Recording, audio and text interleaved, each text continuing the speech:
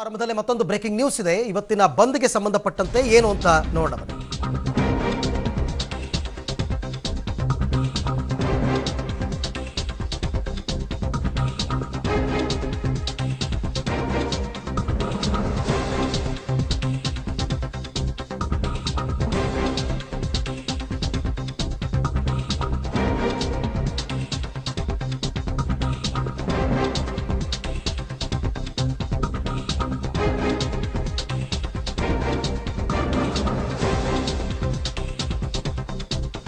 S, ಕಾರ್ಮಿಕರು ಕರೆ ಕೊಟ್ಟಂತಹ ಬಂದ್ಗೆ ಕರ್ನಾಟಕ ಬಹುತೇಕ ಸ್ತಬ್ಧ ಅನ್ನುವಂತಹ ಮಾಹಿತಿ 10 ಗಂಟೆಯ ವೇಳೆಗೆ ನಮಗೆ ಸಿಗ್ತಾ ಇದೆ. ಬೆರಳೆಣಿಕೆಯಷ್ಟು ಬಿಎಂಟಿಸಿ ಬಸ್ಗಳು ಬೆಂಗಳೂರಿನಲ್ಲಿ ಓಡಾಟ ಮಾಡ್ತಾ ಇದೆ. ಇತ್ತ ಪ್ರಯಾಣಿಕರು ಇಲ್ಲದೆ, ಬಸ್ಸು ಇಲ್ಲದೆ, ಮೆಜೆಸ್ಟಿಕ್ ಅಂತೂ ಸಂಪೂರ್ಣ ಬಿಕೋ ಅಂತ ಇದೆ. ಇನ್ನು ರಾಜ್ಯದ ಹಲವೆಡೆ ಕೆಎಸ್ಆರ್ಟಿಸಿ ಬಸ್ ಸಂಚಾರ ಸಂಪೂರ್ಣ ಸ್ಥಗಿತವಾಗಿದೆ. ಹಾಗಾಗಿ ಯಾವಾಗ ಟ್ರಾನ್ಸ್ಪೋರ್ಟೇಷನ್ ಆಲ್ಮೋಸ್ಟ್ ಬಂದ್ ಆಗುತ್ತೆ ಆವಾಗ ಜನರು ಈ ಒಂದು ಬಂದ್ಗೆ ಸ್ಪಂದನೆ ಮಾಡಿದ್ದಾರೆ ಅಂತಕ್ಕಂಥದ್ದು ಗೊತ್ತಾಗ್ತಾ ಇದೆ. ಹಾಗಾಗಿ ಬೆಂಗಳೂರು ಸೇರಿದಂತೆ ಅನೇಕ ಜಿಲ್ಲಾ ಕೇಂದ್ರಗಳಲ್ಲಿ ಕೆಎಸ್ಆರ್ಟಿಸಿ ಬಸ್ ಸಂಚಾರ ಸಂಪೂರ್ಣ ಸ್ಥಗಿತವಾಗ್ತಾ ಇದೆ. ಬಿಎಂಟಿಸಿ ಬಸ್ಗಳಿದ್ದರೂ ಕೂಡ ಪ್ರಯಾಣಿಕರೇ ಇಲ್ಲ. ಇನ್ನು ಆಟೋ, ಊಬರ್, ಓಲಾ ಇವುಗಳಿದ್ದರೂ ಕೂಡ ಪ್ರಯಾಣಿಕರು ಇಲ್ಲ. ಹಾಗಾಗಿ ಬಹುತೇಕ ಕರ್ನಾಟಕ ಸದ್ಯದ ಮಟ್ಟಿಗೆ ಸ್ಥಗಿತವಾಗಿದೆ ಅಂತಕ್ಕಂಥ ಮಾಹಿತಿ. ಇನ್ನು 10 ಗಂಟೆಯ ನಂತರ ಕಾರ್ಮಿಕ ಸಂಘಟನೆಗಳು ಆಯಾ ಜಿಲ್ಲಾ ಕೇಂದ್ರಗಳಲ್ಲಿ ಬೆಂಗಳೂರು ಸೇರಿದಂತೆ ಪ್ರತಿಭಟನೆಗಳನ್ನು ಹಮ್ಮಿಕೊಂಡಿವೆ. 9 ಗಂಟೆಯಿಂದಲೇ ಕೆಲವು ಜಿಲ್ಲಾ ಕೇಂದ್ರಗಳಲ್ಲಿ ಪ್ರತಿಭಟನೆಗಳು ಆರಂಭ ಆಗಿದೆ. ಕೆಲವರು ರಸ್ತೆಯಲ್ಲಿ ಟೈರ್ಗೆ ಬೆಂಕಿ ಹಚ್ಚುವ ಮುಖಾಂತರ ಪ್ರತಿಭಟನೆಯನ್ನ ಮಾಡ್ತಾ ಇದ್ದಾರೆ. ಕೇಂದ್ರ ಸರ್ಕಾರದ ನೀತಿಗಳನ್ನು ಖಂಡಿಸಿ ಘೋಷಣೆಗಳನ್ನು ಕೂಗ್ತಾ ಇದ್ದಾರೆ. ಸೊ ಕೆಲವು ನೇರ ಪ್ರಸಾರದಲ್ಲಿ ಕೆಲವು ಭಾಗಗಳ ದೃಶ್ಯವನ್ನು ಏಕಕಾಲಕ್ಕೆ ನೀವೀಗ ನೋಡ್ತಾ ಇದ್ದೀರಾ. ಆನೆಕೋಟೆ, ದಾವಣಗೆರೆ, ಧಾರವಾಡ, ಗದಗ, ಚಿತ್ರದುರ್ಗ ಸೇರಿದಂತೆ ಅನೇಕ ಕಡೆ ಪ್ರತಿಭಟನೆಯ ಕಾವು ಹೇಗಿದೆ ಅಂತಕ್ಕಂಥದ್ದನ್ನು ನಾವು ನಿಮಗೆ ತೋರಿಸ್ತಾ ಇದ್ದೀವಿ. ಆನೇಕಲ್ನಲ್ಲಿ CITU ತನ್ನ ಪ್ರೊಟೆಸ್ಟನ್ನು ಆರಂಭ ಮಾಡಿದೆ. ಬಾಗಲಕೋಟೆ ರಸ್ತೆ ಬಿಕೋ ಅಂತ ಇದೆ. ಚಿತ್ರದುರ್ಗದಲ್ಲಿ ಪ್ರೊಟೆಸ್ಟ್ಗಳು ಆರಂಭ ಆಗಿದೆ. ಕೆಲವರು ಅಂಗಡಿ ಮುಂಗಟ್ಟುಗಳನ್ನು ಮುಚ್ಚಿಸ್ತಾ ಇದ್ದಾರೆ ರೈತ ಮುಖಂಡರು. ದಾವಣಗೆರೆಯಲ್ಲಿ ಸ್ವಲ್ಪ ಅದರ ಎಫೆಕ್ಟ್ ಇಲ್ಲ ಅಂತ ನನ್ನ ರಿಪೋರ್ಟರ್ ಹೇಳ್ತಾ ಇದ್ರು. ಧಾರವಾಡದಲ್ಲೂ ಕೂಡ ಧಾರವಾಡ, ಕೊಪ್ಪಳ, ಇನ್ನು ಕೆಲವು ಕೇಂದ್ರಗಳು ಇವಾಗ ಮತ್ತೆ ದೃಶ್ಯಗಳನ್ನ ನೋಡ್ತಾ ಇದ್ದೀರಾ. ಏಕಕಾಲದಲ್ಲಿ ಅನೇಕ ದೃಶ್ಯಗಳು ಕಲಬುರಗಿ, ಹುಬ್ಬಳ್ಳಿ, ಹಾವೇರಿ, ಕೋಲಾರ, ಕೊಪ್ಪಳ ಮತ್ತು ಕಾರವಾರದ ದೃಶ್ಯಗಳು. ಈ ಕರಾವಳಿ ಭಾಗದಲ್ಲಿ ಸ್ವಲ್ಪ ನೀರಸ ಪ್ರತಿಕ್ರಿಯೆಗಳು ಇದೆ ಅಂತಕ್ಕಂಥ ಮಾಹಿತಿ ಕೂಡ ಲಭ್ಯವಾಗ್ತಾ ಇದೆ. ಅದರ ಜೊತೆಗೆ ಮಂಡ್ಯ ಮತ್ತು ವಿಜಯಪುರದಲ್ಲಿ ಕೂಡ ಬಂದ್ಗೆ ಅಷ್ಟರ ಮಟ್ಟಿಗೆ ಜನಸ್ಪಂದನೆ ಸಿಗ್ತಾ ಇಲ್ಲ ಅಂತಕ್ಕಂಥ ಮಾಹಿತಿ ಕೂಡ ಇದೆ. ಓಕೆ, ಇಷ್ಟೆಲ್ಲ ಬೆಳಗ್ಗೆಯಿಂದ ನಾವು ಸುದ್ದಿಯನ್ನು ಕೊಡ್ತಾ ಇದ್ದೀವಿ. ಬಂದ್ ಎಲ್ಲೆಲ್ಲಿ ನಡೀತಾ ಇದೆ, ಹೇಗಿದೆ ಪರಿಣಾಮ, ಅದರ ಎಫೆಕ್ಟ್ ಏನು ಅಂತಕ್ಕಂಥದ್ರ ಬಗ್ಗೆ. ಆದರೆ 2 ದಿನಗಳು ಅಂದರೆ 48 ಗಂಟೆಗಳ ಕಾರ್ಮಿಕ ಮುಷ್ಕರಕ್ಕೆ ಕರೆ ಕೊಟ್ಟಿರಬೇಕಾದ್ರೆ ಅನೇಕ ಪ್ರಶ್ನೆಗಳು ಉದ್ಭವ ಆಗ್ತಾ ಹೋಗುತ್ತೆ. ಕೇಂದ್ರ ಸರ್ಕಾರ ಹಾಗಾದರೆ ಕಾರ್ಮಿಕ ವಿರೋಧಿ ನೀತಿಯನ್ನು ಅನುಸರಿಸ್ತಾ ಇದೆಯಾ? ಕೇಂದ್ರ ಸರ್ಕಾರ ಉದ್ದಿಮೆದಾರರ ಪರವಾಗಿ ನಿಂತಿದೆಯಾ? ಅಥವಾ ಈ ಒಂದು ಮುಷ್ಕರ ಚುನಾವಣೆಯ ಸಂದರ್ಭದಲ್ಲಿ ಆಗ್ತಾ ಇರತಕ್ಕಂಥದ್ದು ಇದು ರಾಜಕೀಯ ಪ್ರೇರಿತನ? ಅನ್ನದಾತರು ಮತ್ತು ಕಾರ್ಮಿಕರನ್ನ ಮೋದಿ ಅವರು ಕಡೆಗಣಿಸಿದ್ರ? ಹೀಗೆ 2 ತರವಾದ ಪ್ರಶ್ನೆಗಳು ಕಂಡು ಬರ್ತಾ ಇದೆ. ಹಾಗಾಗಿ ಇದಕ್ಕೆ ಸಂಬಂಧಪಟ್ಟಂತೆ ನಾನು ಚರ್ಚೆಯನ್ನು ಆರಂಭ ಮಾಡ್ತಾ ಇದ್ದೀನಿ. ಬೇರೆ ಬೇರೆ ವರ್ಗಗಳ, ಬೇರೆ ಬೇರೆ ಪ್ರಕಾರಗಳ ಪ್ರತಿನಿಧಿಗಳು ನಮ್ಮ ಜೊತೆ ಸ್ಟುಡಿಯೋದಲ್ಲಿ ಜಾಯ್ನ್ ಆಗಿದ್ದಾರೆ. ನನ್ನ ಬಲಭಾಗದಲ್ಲಿ CITU ಜಂಟಿ ಕಾರ್ಯದರ್ಶಿ ಆನಂದ್ ಅವರಿದ್ದಾರೆ. ಸರ್, ಕಾರ್ಯಕ್ರಮಕ್ಕೆ ತಮಗೆ ಸ್ವಾಗತ ಆನಂದ್ ಅವರೇ. ಇನ್ನು ಬ್ಯಾಂಕ್ ನೌಕರರ ಫೆಡರೇಷನ್ ಜಂಟಿ ಕಾರ್ಯದರ್ಶಿ ನಾಗರಾಜ್ ಶಾನ್ಭೋಗ್ ಅವರಿದ್ದಾರೆ. ತಮಗೆ ಕಾರ್ಯಕ್ರಮಕ್ಕೆ ಸ್ವಾಗತ. ಹೋಟೆಲ್ ಮಾಲೀಕರ ಸಂಘದ ಕಾರ್ಯದರ್ಶಿಗಳಾಗಿರ್ತಕ್ಕಂಥ ಮಧುಕರ್ ಶೆಟ್ಟಿ ಅವರಿದ್ದಾರೆ. ಸರ್, ತಮಗೂ ಕೂಡ ಕಾರ್ಯಕ್ರಮಕ್ಕೆ ಸ್ವಾಗತ. ಇನ್ನು ನನ್ನ ಬಲಭಾಗದಲ್ಲಿ AITUC general secretary Vijay Bhaskar ಅವರಿದ್ದಾರೆ. ವಿಜಯ್ ಭಾಸ್ಕರ್, ತಮಗೂ ಕೂಡ ಕಾರ್ಯಕ್ರಮಕ್ಕೆ ಸ್ವಾಗತ. ನಮಸ್ಕಾರ. ವಿಜಯ್ ಭಾಸ್ಕರ್ ಅವರಿಂದನೇ ನಾನು ಆರಂಭ ಮಾಡಿಬಿಡ್ತೀನಿ. ಯಾಕೆ ಕೇಂದ್ರ ಸರ್ಕಾರದ ಮೇಲೆ ಇಷ್ಟು ಸಿಟ್ಟು? ಯಾಕೆ ಕೇಂದ್ರ ಸರ್ಕಾರದ ನೀತಿಗಳನ್ನು ತಾವು ಇಷ್ಟರ ಮಟ್ಟಿಗೆ ಖಂಡಿಸ್ತಾ ಇದ್ದೀರಾ? 48 ಅವರ್ಸ್ ಮುಷ್ಕರಕ್ಕೆ ತಾವು ಕರೆ ಕೊಡುವಂತಹ ಸಿಟ್ಟು ಏನು ಅಂತ? ಸರ್, ಮೊದಲು ನಾನು ತಮ್ಮ ಪ್ರಶ್ನೆಗೆ ಬರೋದು ಮೊದಲು ಆ ಕೆಲವು ಕಾನ್ಸೆಪ್ಷುಯಲ್ ಕನ್ಫ್ಯೂಷನನ್ನು ಕ್ಲಿಯರ್ ಮಾಡಲಿಕ್ಕೆ ಬಯಸ್ತೇನೆ. ಓಕೆ, ನಾವು ಇವತ್ತು ಕರೆ ಕೊಟ್ಟಿರೋದು ಸಾರ್ವತ್ರಿಕ ಮುಷ್ಕರಕ್ಕೆ ವಿನಃ ಭಾರತ್ ಬಂದ್ಗೆ ಅಲ್ಲ. ಸೊ ಮಾಧ್ಯಮಗಳಲ್ಲಿ ಬಂದ್ ಅಂತ ಹೇಳಿ ಅದನ್ನು ಜನರಿಗೆ ಮತ್ತು ಅದರಲ್ಲಿ ಭಾಗವಹಿಸೋ ಇಬ್ಬರಿಗೂ ಕೂಡ ತಪ್ಪು ಸುದ್ದಿ, ತಪ್ಪು ಮಾಹಿತಿ ಹೋಗ್ತಾ ಇದೆ. ಬಂದ್ಗೂ ಮುಷ್ಕರಕ್ಕೂ ಏನು ವ್ಯತ್ಯಾಸ? ಬಂದ್ ಅಂತಂದರೆ ಎಲ್ಲ ವಹಿವಾಟುಗಳನ್ನು ನಿಲ್ಲಿಸ್ರಿ ಅಂತ ಹೇಳಿ ಯಾವುದೇ ಒಂದು ಸಂಘಟನೆ ಕರೆ ಕೊಡುತ್ತೆ. ನಾವಿಲ್ಲಿ ಕಾರ್ಮಿಕ ಸಂಘಟನೆಗಳು ಕಾರ್ಮಿಕರಿಗೆ ಕೆಲಸ ಮಾಡಬೇಡ್ರಿ ಅಂತ ಹೇಳಿ ಕರೆ ಕೊಟ್ಟಿದೆ. ಈಗ ಹೋಟೆಲ್ನ ಹೋಗಿ ಬಲವಂತವಾಗಿ ನಾವು ಮುಚ್ಚಕ್ಕೆ ಹೋಗ್ತಾ ಇಲ್ಲ, ಅಂಗಡಿ ಮುಂಗಟ್ಟನ್ನ ಬಲವಂತವಾಗಿ ಮುಚ್ಚಕ್ಕೆ ಹೋಗ್ತಾ ಇಲ್ಲ. ನಾವು ಅಪೀಲ್ ಮಾಡಿದ್ದೀವಿ ಬೆಂಬಲ ಕೊಡಿ ಅಂತ.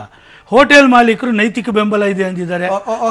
ಓಕೆ ಸರ್, ನಿಮ್ ಜೊತೆ ನಾನು ಮಾತನಾಡ್ತೀನಿ. ಒಂದು ವಾಕ್ಯ ಬರ್ತಾ ಇದೆ ಸಂದರ್ಭದಲ್ಲಿ ಈ ಹಿಂದಿನ ದಿನಗಳಲ್ಲಿ ಯಾವ ರೀತಿ ಇತ್ತು ಅದೇ ರೀತಿ ಟ್ರಾಫಿಕ್ ಇದೆ. 4 ಭಾಗದಿಂದಲೂ ಕೂಡ ಇಲ್ಲಿ ಈ ಜಂಕ್ಷನ್ಗೆ ರಸ್ತೆಗಳು ಬಂದ್ ಕೊಡ್ತವೆ. ಆದ್ರೆ ಟ್ರಾಫಿಕ್ ಮಾತ್ರ ನಾರ್ಮಲ್ ಆಗಿದೆ. 15% ರಿಂದ 20% ವಾಹನಗಳ ಸಂಖ್ಯೆಯಲ್ಲಿ ಮಾತ್ರ ಕಡಿಮೆ ಆಗಿದೆ. ಮಾಮೂಲಿ ದಿನಗಳಲ್ಲಿ ಹೇಗಿತ್ತು ಹಾಗೆ ಇಲ್ಲೂ ಕೂಡ ಟ್ರಾಫಿಕ್ ಇದೆ. ನಾವೀಗ ಮತ್ತೊಂದು ಸಿಗ್ನಲ್ ಇದೆ, ಅಲ್ಲಿಗೆ ಹೋಗೋಣ. ಅಲ್ಲಿ ಹೇಗಿದೆ ಪರಿಸ್ಥಿತಿ ಚಿತ್ರಣ ಅದನ್ನು ಕೂಡ ನಾನು ನಿಮಗೆ ಹೇಳ್ತೇನೆ. ನಾವೀಗ ಲಾಲ್ಬಾಗ್ ವೆಸ್ಟ್ ಗೇಟ್ ಜಂಕ್ಷನ್ ಹತ್ರ ಇದ್ದೀವಿ. ಇಲ್ಲಿ ಸುಮಾರು ಈ ಜಂಕ್ಷನ್ಗೆ 5 ಕಡೆಯಿಂದ ರಸ್ತೆಗಳು ಬಂದು ಕೂಡ್ತವೆ. ಅಂದ್ರೆ ಸಿಕ್ಕಾಪಟ್ಟೆ ಟ್ರಾಫಿಕ್ ಇರ್ತವೆ. ಇವತ್ತು ಬಂದಿರೋ ಹಿನ್ನೆಲೆಯಲ್ಲಿ ಟ್ರಾಫಿಕ್ ಕಡಿಮೆ ಇರಬಹುದು ಅನ್ನುವಂತಹ ಊಹೆ ಇಟ್ಕೊಂಡು ನಾವು ಬಂದು ನೋಡಿದಾಗ ಆದ್ರೆ ನಮ್ಮ ಊಹೆ ಸುಳ್ಳಾಗಿದೆ. ಇಲ್ಲಿ ಟ್ರಾಫಿಕ್ ನಾರ್ಮಲ್ ಆಗಿದೆ. ಈ ಹಿಂದಿನ ದಿನಗಳಲ್ಲಿ ಯಾವ ರೀತಿ ಇದೆ ಅದೇ ರೀತಿ ಟ್ರಾಫಿಕ್ ಇದೆ. 5 ಕೂಡು ರಸ್ತೆಗಳಿಂದಲೂ ಕೂಡ ಟ್ರಾಫಿಕ್ ಇಂದಿನ ಅಂತೆಯೇ ಇದೆ. ಮತ್ತೆ ವೆಹಿಕಲ್ಗಳ ಸಂಖ್ಯೆಯು ಕೂಡ ಅಷ್ಟೇ ಪ್ರಮಾಣದಲ್ಲಿದೆ. ಅಂದ್ರೆ ಎಲ್ಲೋ ಒಂದ್ ಕಡೆ ಬಂದು ಟ್ರಾಫಿಕ್ ಮೇಲೆ ಎಲ್ಲೋ ಒಂದ್ ಕಡೆ ಪರಿಣಾಮ ಬೀರಿಲ್ಲ ಅನ್ನುವಂತ ಅನುಮಾನ ಕೂಡ ಕಾಡ್ತಾ ಇದೆ. ಇನ್ನೊಂದು ಸಿಗ್ನಲ್ ಇದೆ, ಅಲ್ಲಿಗೂ ಕೂಡ ನಾನು ಹೋಗಿ ನಿಮ್ಗೆ ಅಲ್ಲೇನಿದೆ ಪರಿಸ್ಥಿತಿ ಅದನ್ನು ಕೂಡ ಹೇಳ್ತೇನೆ.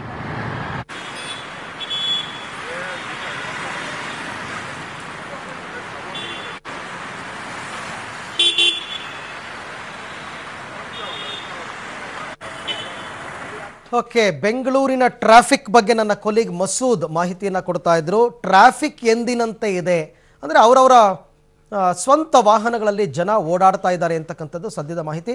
ಅಫ್ಕೋರ್ಸ್ ಸ್ವಲ್ಪ ಮಟ್ಟಿಗೆ ಕಡಿಮೆ ಇರಬಹುದು ಇವತ್ತು ಶಾಲಾ ಕಾಲೇಜುಗಳಿಗೆ ರಜೆ ಕೊಟ್ಟಿರೋದ್ರಿಂದ, ಬಟ್ ಎಂದಿನಂತೆ ಇದೆ ಅಂತಕ್ಕಂಥದ್ದು. ಸೊ ಹಾಗಾಗಿ ನಾನು ಮಾತನಾಡ್ತಾ ಇದ್ದೆ ವಿಜಯ್ ಭಾಸ್ಕರ್ ಅವ್ರ ಜೊತೆನಲ್ಲಿ. ಮುಷ್ಕರ ಇದು ಬಂದಲ್ಲ, ಮುಷ್ಕರಕ್ಕೆ ಕರೆ ಕೊಟ್ಟಿದ್ದೀವಿ ಅಂತ ಮಾತನಾಡ್ತಾ ಇದ್ರು. Yes sir, please continue. So ಈಗ ನೀವು ಕೈಗಾರಿಕಾ ಕಾರ್ಮಿಕರು ಮುಷ್ಕರದಲ್ಲಿ ಭಾಗವಹಿಸಿದ್ದಾರೆ. ಸಾರ್ವಜನಿಕ ವಲಯದ ಉದ್ಯಮಿಗಳಲ್ಲಿ ಕೆಲವು ಕಡೆ ಮುಷ್ಕರ ಆಗಿದೆ, ಕೆಲವು ಕಡೆ ಟೆಕ್ನಿಕಲ್ ರೀಸನ್ಗೆ ಆಗಿಲ್ಲ.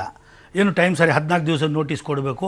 ಆ ನೋಟಿಸ್ ಕೊಡ್ಲಿಕ್ಕೆ ಸಾಧ್ಯ ಇಲ್ಲದೆ ಇರೋ ಜಾಗದಲ್ಲಿ ಅವರು ಕೆಲಸಕ್ಕೆ ಹೋಗಿದ್ದಾರೆ. ಬಟ್ ಆ ಬೆಂಬಲ ಕೊಟ್ಟಿದ್ದಾರೆ ಇದಕ್ಕೆ, ಏನು ಸ್ಟ್ರೈಕ್ಗೆ. ಮತ್ತು ರ್ಯಾಲಿಯಲ್ಲೂ ಕೂಡ ಭಾಗವಹಿಸ್ತಾರೆ ಅವರು. ಮತ್ತು ಸ್ಕೀಮ್ ವರ್ಕರ್ಸು, ಅಂಗನವಾಡಿ, ಬಿಸಿ ಊಟ ಮತ್ತು ಆಶಾ ಕಾರ್ಯಕರ್ತರು ಅವರು ಮುಷ್ಕರದಲ್ಲಿ ಭಾಗವಹಿಸ್ತಾ ಇದ್ದಾರೆ. ಮತ್ತು ಅದೇ ರೀತಿ ನೀವು ಬ್ಯಾಂಕು, ಇನ್ಶೂರೆನ್ಸು, ವಿಮಾ ಕ್ಷೇತ್ರ 2, ಗ್ರಾಮೀಣ ಬ್ಯಾಂಕು, ಅಂಚೆ ಸೇವೆ ಸಂಪೂರ್ಣವಾಗಿ ಇವತ್ತು ಸ್ಟ್ರೈಕಲ್ಲಿ ಭಾಗವಹಿಸ್ತಾ ಇದ್ದಾರೆ. ಮತ್ತು ತಾವು ಗಮನಿಸ್ಬೋದು, ಇದೇನಿದೆ ಏನು ಸಿನಿಮಾ ಉದ್ಯಮದವರು ಕೂಡ ನೈತಿಕ ಬೆಂಬಲ ಕೊಡ್ತೀವಿ ನಾವು ಅಂತ ಹೇಳಿದ್ದಾರೆ ಚೆನ್ನೇಗೌಡರು. ಹೋಟೆಲ್ ಉದ್ಯಮದಾರರು ಬೆಂಬಲ ಕೊಡ್ತೀವಿ ಅಂತ ಹೇಳಿದ್ದಾರೆ ಡಿಮಾಂಡ್ಗೆ, ಇದಕ್ಕೆ. ಮತ್ತು ಆಟೋ ಓಪನ್ ಮಾಡ್ಕೊಂಡಿದ್ದಾರೆ. ಸೊ ಬಟ್ ಅವರಿಗೆ ನಾವು ಮುಚ್ಚುರಿ ಅಂತ ನಾವು ಹೇಳಿಲ್ಲ. ನಮ್ಮ ಸಂಘಟನೆಗಳು ಇಲ್ಲದೇ ಇರೋ ಜಾಗದಲ್ಲಿ ಹೋಟೆಲ್ ಉದ್ದಿಮೆಯಲ್ಲಿ ಕಾರ್ಮಿಕ ಸಂಘಟನೆಗಳು ಪ್ರಭಾವಶಾಲಿಯಾಗಿ ಇದ್ದಿದ್ರೆ ಅವ್ರ ಕೆಲಸ ನಿಲ್ಲಿಸಿದ್ರೆ ಹೋಟೆಲ್ ತಾನೇ ಬಂದಾಗ್ತಾ ಇತ್ತು. ಆದರೆ ಕಾರ್ಮಿಕ ಸಂಘಟನೆಗಳು ಎಲ್ಲೆಲ್ಲಿ ಪ್ರಭಾವಶಾಲಿ ಆಗಿದೆ ಅಲ್ಲೆಲ್ಲ ಕಡೆಗೂ ಸ್ಟ್ರೈಕ್ ಆಗಿದೆ. ಈಗ ನಾನು ಹೇಳ್ತೀನಿ ಕೇಳಿ, ನೀವು ಹೇಳಿದ್ರಿ ಮುಷ್ಕರ ಮತ್ತೆ ಬಂದ್ಗೆ ವ್ಯತ್ಯಾಸ. ಇದು ಬಂದಲ್ಲ, ಮುಷ್ಕರ. ಹೌದು, ಮುಷ್ಕರಕ್ಕೆ ಇಳಿದ ನಂತರ ಅವರು ಆ ಜಾಗದಲ್ಲಿ ಕಾರ್ಮಿಕರು ಕೆಲಸ ಮಾಡ್ತಾ ಇಲ್ಲ. ಕೈಗಾರಿಕೆ ಆಗಿರ್ಬೋದು, ಮತ್ತೊಂದಾಗ. ಸೊ ಅದು ನಮ್ಮ ಲೆಕ್ಕದಲ್ಲಿ ಅದು ಬಂದದು. ಇದು ಮಾಧ್ಯಮದ ಲೆಕ್ಕದಲ್ಲಿ ಬಂದ್. ಎಲ್ಲಿ ಕಾರ್ಯಚಟುವಟಿಕೆಗಳು ಸ್ಥಗಿತವಾಗುತ್ತೆ ಅದು ನಮ್ಮ ಪ್ರಕಾರ ಬಂದ್. ಸೊ ಇದು ನಮ್ಮ ವ್ಯಾಖ್ಯಾನ. ಬರ್ತೀನಿ, ಇನ್ನಿಬ್ಬರು ಗೆಸ್ಟ್ ನನ್ನ ಜೊತೆ ಜಾಯ್ನ್ ಆಗಿದ್ದಾರೆ, ಅವ್ರನ್ನ ಪರಿಚಯ ಮಾಡಿಕೊಟ್ಬಿಡ್ತೀನಿ. CITU ರಾಜ್ಯ ಕಾರ್ಯದರ್ಶಿ ಮಹಾಂತೇಶ್ ಅವರಿದ್ದಾರೆ. ಸರ್, ಕಾರ್ಯಕ್ರಮಕ್ಕೆ ತಮಗೆ ಸ್ವಾಗತ. ಹಾಗೆಯೇ ಕಾಂಗ್ರೆಸ್ ಸ್ಪೋಕ್ಸ್ ಪರ್ಸನ್ ನಾಗರಾಜ್ ಯಾದವ್ ಕೂಡ ಜಾಯ್ನ್ ಆಗಿದ್ದಾರೆ. ಸರ್, ತಮಗೂ ಕೂಡ ಕಾರ್ಯಕ್ರಮಕ್ಕೆ ಸ್ವಾಗತ. ನಾಗರಾಜ್ ಯಾದವ್, ಐ ಥಿಂಕ್ ಅವರೊಬ್ಬರೇ ಒಂದು ಪಕ್ಷದ ಪರವಾಗಿ ಇವಾಗ ಬಂದಿರತಕ್ಕಂಥವ್ರು ವಕ್ತಾರರಾಗಿ. ಹಾಗಾಗಿ ಅವರನ್ನ ನಾನು ಮಾತಾಡಿಸ್ಬಿಡ್ತೀನಿ. ಎಸ್ ನಾಗರಾಜ್ ಯಾದವ್, ಈಗ ಕೊಟ್ಟಿರ್ತಕ್ಕಂಥ ಕಾರ್ಮಿಕರ ಮುಷ್ಕರದ ವಿಚಾರವಾಗಿ ಕಾಂಗ್ರೆಸ್ನ ನಿಲುವು ಏನು? ಕಾಂಗ್ರೆಸ್ ನಿಲುವು ಮೊದಲಿನೂ ಕೂಡ ಕಾರ್ಮಿಕರು, ಶೋಷಿತ ವರ್ಗ ಅವ್ರ ಪರವಾಗಿ ಇರತಕ್ಕಂಥ ನಿಲುವುಗಳಿದೆ. ಇವತ್ತಿನ ದಿವಸ ಮಾಡ್ತಾ ಇರ್ತಕ್ಕಂಥ ಮೊದಲನೇ ಬಾರಿ ಕಾರ್ಮಿಕ ಸಂಘಟನೆ ಕೊಟ್ಟಿರ್ತಕ್ಕಂತಹ ಮುಷ್ಕರ ಅಥವಾ ಬಂದ್ ಅಂತಕ್ಕಂಥದ್ದಲ್ಲ. ಹಲವಾರು 3-4 ವರ್ಷಗಳಿಂದ ಸರ್ಕಾರಕ್ಕೆ ಹಲವಾರು ಬೇಡಿಕೆಗಳನ್ನು ಸಲ್ಲಿಸಿದ್ರು ಕೂಡ ಅದಕ್ಕೆ ಸ್ಪಂದನೆ ಮಾಡದೇ ಇರತಕ್ಕಂತಹ ಒಂದು ಸರ್ವಾಧಿಕಾರಿ ಧೋರಣೆಯನ್ನು ಎದುರಿಸಿ ಇವತ್ತಿನ ಕಾರ್ಮಿಕ ಸಂಘಟನೆ ಮಾಡಿ ಇದನ್ನು ರಾಜಕೀಯಕ್ಕಿಂತ ಮಿಗಿಲಾಗಿ ನಾವು ನೋಡಬೇಕಾಗ್ತದೆ. ನಾನು ರಾಜಕೀಯ ಪಕ್ಷದ ವಕ್ತಾರನಾದರೂ ಕೂಡ ಕಾರ್ಮಿಕ ವರ್ಗ 20 ಕೋಟಿ ಜನ ಇದ್ರ ಬಗ್ಗೆ ಒಂದು ಆಸೆ ಆಕಾಂಕ್ಷೆ ಸರ್ಕಾರ ಮುಂದೆ ಇಟ್ಟಾಗ ಅದ್ರ ಬಗ್ಗೆ ನೀವು ಚರ್ಚೆ ಆದ್ರೂ ಮಾಡಬೇಕು. ತೀರ್ಮಾನ ಏನಾದರೂ ಆಗಲಿ, ಪಾರ್ಲಿಮೆಂಟ್ ಇರ್ತದೆ, ಅದಕ್ಕೊಂದು ಡೆಮೋಕ್ರಸಿ ಸೆಟಪ್ ಇರ್ತದೆ, ಮಾಡಲಿ.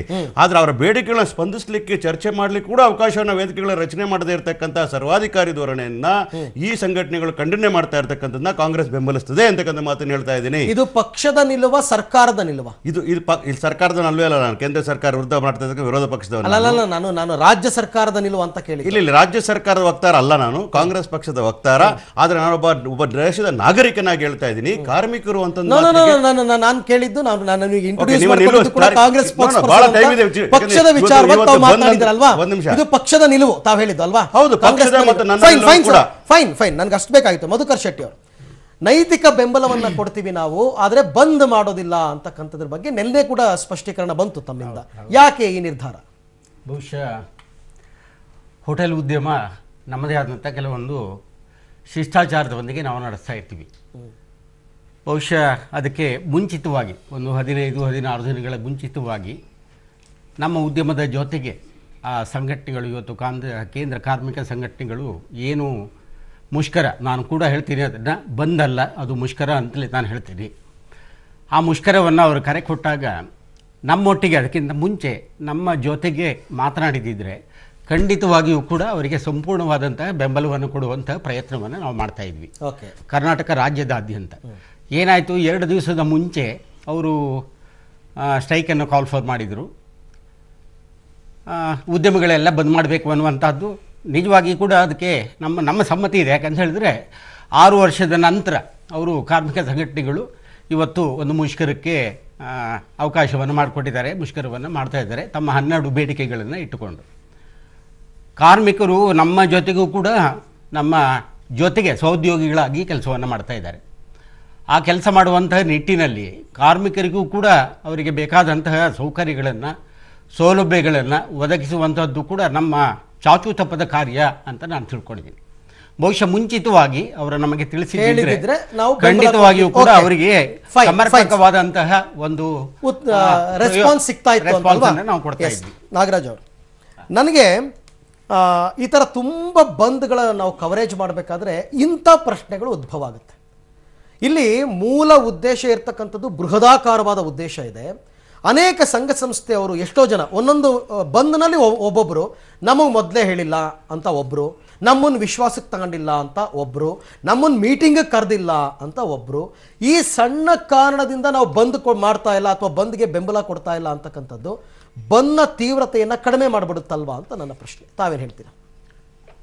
ಇಲ್ಲಿ ಮುಖ್ಯವಾಗಿ ನಾವು ನೋಡಬೇಕಾದ್ದು ಇವತ್ತೀಗ 11 ಕೇಂದ್ರ ಕಾರ್ಮಿಕ ಸಂಘಟನೆಗಳು ಪ್ಲಸ್ ಇಂಡಸ್ಟ್ರಿಯಲ್ ಫೆಡರೇಷನ್ಸ್, ಇಂಡಿಪೆಂಡೆಂಟ್ ಸಾರ್ವಜನಿಕ ಉದ್ದಿಮೆದಲ್ಲಿರುವ ನೌಕರರು, ನಾವೆಲ್ಲ ಏನಂದರೆ ಇವತ್ತೇನು ಫ್ರೇಮ್ ಮಾಡಿದ್ದೀವಿ ಡಿಮಾಂಡ್ಸ್, ಈ ಸರ್ಕಾರ ಅನುಸರಿಸ್ತಿರುವ ಆರ್ಥಿಕ ನೀತಿಯ ಫಲವಾಗಿ ಎಲ್ಲ ರಂಗಗಳಲ್ಲಿ ಎಲ್ಲ ಕಾರ್ಮಿಕರು ಅನುಭವಿಸ್ತಿರುವಂತಹ ಮತ್ತು ಆ ಇಡೀ ಸಂಸ್ಥೆನೂ ಕೂಡ ಅನುಭವಿಸ್ತಾ ಇದೆ ಕಷ್ಟ, ಅವುಗಳ ಒಂದು ಎಲ್ಲವನ್ನು ಕ್ರೋಢೀಕರಿಸಿ, ಸಮಸ್ಯೆಗಳನ್ನು ಕ್ರೋಢೀಕರಿಸಿ ಒಗ್ಗಟ್ಟಾಗಿ ಒಂದು ದಿವಸದ ಮುಷ್ಕರಕ್ಕೆ, ಸಾರ್ವತ್ರಿಕ ಮುಷ್ಕರಕ್ಕೆ, 2 ದಿವಸದ ಸಾರ್ವತ್ರಿಕ ಮುಷ್ಕರಕ್ಕೆ ನಾವು ಕರೆ ಕೊಟ್ಟಿದ್ದೀವಿ.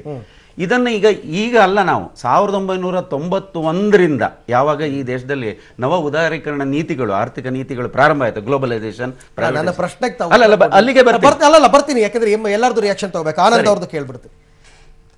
ಈಗ ಒಂದು ಈ ತರ ದೊಡ್ಡ ಮಟ್ಟದ ಇಡೀ ದೇಶಾದ್ಯಂತ ಮುಷ್ಕರ ಅಂದಾಗ ಎಲ್ಲರನ್ನೂ ವಿಶ್ವಾಸಕ್ಕೆ ತಗೊಳಕ್ ಆಗದೇ ಇಲ್ವಾ ಹಾಗಾದ್ರೆ ಅಂತ? ಸರ್, ಖಂಡಿತ ತಗೊಳಕ್ಕಾಗುತ್ತೆ. ಆದರೆ ಈಗ ನಾವು ನೀವು ಹೇಳಿದ್ರಿ, ಈಗ ಇವ್ರು ಹೋಟೆಲ್ ಮಾಲೀಕರು ಹೇಳಿದ್ರು ನಮ್ಗೆ 2 ದಿನದ ಮುಂಚಿತೆ 3 ದಿನ ಮುಂಚಿತೆ ಅಂತ ಅವ್ರು ಹೇಳಿದ್ರು. ಆದರೆ ಪಾಪ ಅವ್ರಿಗೆ ಗೊತ್ತಿಲ್ಲ.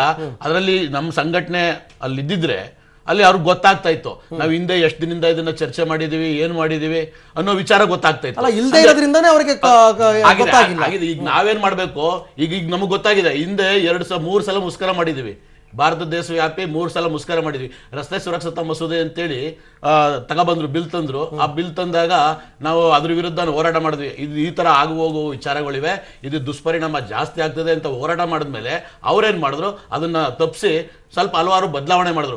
ಬದಲಾವಣೆ ಮಾಡಿಯೂ ಸಹ ಇವತ್ತು ಯಾವುದೇ ಒಂದು ಇನ್ಶೂರೆನ್ಸ್ ಆಗಿರ್ಬೋದು, ಲೈಸೆನ್ಸ್ ರಿನ್ಯೂವಲ್ ಆಗಿರ್ಬೋದು, ಪ್ರತಿಯೊಂದು ಚಾಲಕರಿಗೆ ಬಹಳ ಹೊಡೆತ ಬೀಳ್ತಾ ಇದೆ. ಜಾಸ್ತಿ ದುಬಾರಿ ಮಾಡಿದ್ದಾರೆ, ಬೆಲೆ ಏರಿಕೆ. ಮುಷ್ಕರದಿಂದ ಅಥವಾ ಮುಷ್ಕರದ ನಂತರದ ಪರಿಣಾಮಗಳು ಅರಿವಿಲ್ಲ ಅವ್ರಿಗೆ, ಅರಿವಿಲ್ಲ ಅಲ್ವಾ? ಬಂದೆ ಮಹಾಂತೇಶ್ ಅವರು, ನಿನ್ನೆ ನಾನು ನೋಡ್ತಾ ಇದ್ದೆ ಬೆಂಗಳೂರಿನಲ್ಲೇ ಯಾವುದೋ ಒಂದಷ್ಟು ಆಟೋ ಸಂಘಟನೆಯವರು ದೊಡ್ಡದಾಗಿ ಬ್ಯಾನರ್ ಮಾಡ್ಕೊಂಡ್ಬಿಟ್ಟು ಆಟೋ ಬಂದಿಲ್ಲ, ನಾಳೆ ಆಟೋ ಓಡುತ್ತೆ ಅಂದ್ರೆ ತಮ್ಮ ಮುಷ್ಕರಕ್ಕೆ ಅಥವಾ ತಾವು ಕರೆ ಕೊಟ್ಟಿರೋದಕ್ಕೆ ಟಾಂಗ್ ಕೊಡಬೇಕು ಅಂತ ಕೆಲವು ಸಂಘಟನೆಗಳು ಪ್ರಯತ್ನ ಪಡ್ತಿವೆ ಅಂತನಾ? ಅಲ್ಲ, ಖಂಡಿತ. ಒಂದು ಅದರಲ್ಲಿ 2 ರೀತಿಯ ಅಂಶ ಇದೆ. ಒಂದು, ಕೆಲವು ರಾಜಕೀಯ ಉದ್ದೇಶದಿಂದ ಈ ಮುಷ್ಕರವನ್ನು ವಿಫಲಗೊಳಿಸಬೇಕು ಕೆಲವು ಪ್ರಯತ್ನ ಮಾಡಿದ್ದಾರೆ. ಮುಷ್ಕರನೇ ರಾಜಕೀಯ ಉದ್ದೇಶ ಅಂತ ಹೇಳ್ತಾರೆ. ಅಲ್ಲ, ಅದಕ್ಕೆ ನಾನು ಬರ್ತೀನಿ. ಈಗ 2ನೇದು ಪ್ರಶ್ನೆ, ಕೆಲವು ಸಂದರ್ಭದಲ್ಲಿ ಈ ಮನೆಗೆ ಬೆಂಕಿ ಬಿದ್ದಾಗ ಗಳ ಇರಬೇಕು ಅಂತೇಳಿ ಕೆಲವು ಪ್ರಯತ್ನ ಮಾಡ್ತಾ ಇರ್ತಾರೆ, ಅಂಥದ್ದು ಪ್ರಯತ್ನ ಮಾಡ್ತಾರೆ. ಈಗ ನಾನು ಬಂದಾಗ ಸುಮಾರು ಜನ ಸಿಕ್ಕಾಬಟ್ಟೆ ದುಡ್ಡುಗಳನ್ನು ತಗೊಂಡು ಪ್ಯಾಸೆಂಜರ್ನ ಕ್ಯಾರಿ ಮಾಡೋದನ್ನು ಆ ಥರದ್ದು. ಅದ್ರ ಮುಖ್ಯವಾಗಿರುವಂಥದ್ದು ಏನಂತ ಹೇಳಿದ್ರೆ, ಇದರಲ್ಲಿ ಒಂದು ಅಂಶವನ್ನು ಅಫ್ಕೋರ್ಸ್ ನಮ್ಮ ಕಡೆಯಿಂದ ಆ ಥರ ಸಣ್ಣ ಪುಟ್ಟ ದೋಷಗಳಿದ್ರೆ ನಾವು ಸರಿಪಡಿಸ್ಕೊಳ್ತೀವಿ. ಅಫ್ಕೋರ್ಸ್ ಈಗಾಗಲೇ ಹೇಳಿದಾಗೆ ಹೋಟೆಲ್ ಮಾಲೀಕರು ಅಂದರೆ ಒಂದು ಪ್ರಶ್ನೆ ಇಲ್ಲಿ ಭಾಳ ಸ್ಪಷ್ಟವಾಗಿ ಮತ್ತೆ ಅಗೈನ್ ನಾನು ಇದನ್ನು ಮಾಡೋಂಥದ್ದು ಏನಂದರೆ, ಇದು ಬಂದ್ ಅಂತೇಳಿ ನಾವು ಕರೆ ಕೊಟ್ಟಿದ್ದೆ. ಒಂದ್ ನಿಮಿಷ ನೋಡಿ, ಇಲ್ಲಿ ಒಂದು ಸುದ್ದಿ ಬರ್ತಾ ಇದೆ. ಆಡಳಿತ ಸೌಧ ವಿಧಾನಸೌಧಕ್ಕೆ ತಟ್ಟಿಲ್ಲ ಬಂದ್ ಬಿಸಿ, ಎಂದಿನಂತೆ ಕಚೇರಿಗೆ ಹಾಜರಾಗ್ತಾ ಇದ್ದಾರೆ ಸಿಬ್ಬಂದಿ ಮತ್ತು ನೌಕರರು ಅಂತಕ್ಕಂಥ ಮಾಹಿತಿ ಬರ್ತಾ ಇದೆ. ಆದ್ರೆ 20% ಹಾಜರಾತಿ ಕಡಿಮೆ ಇದೆಯಂತೆ.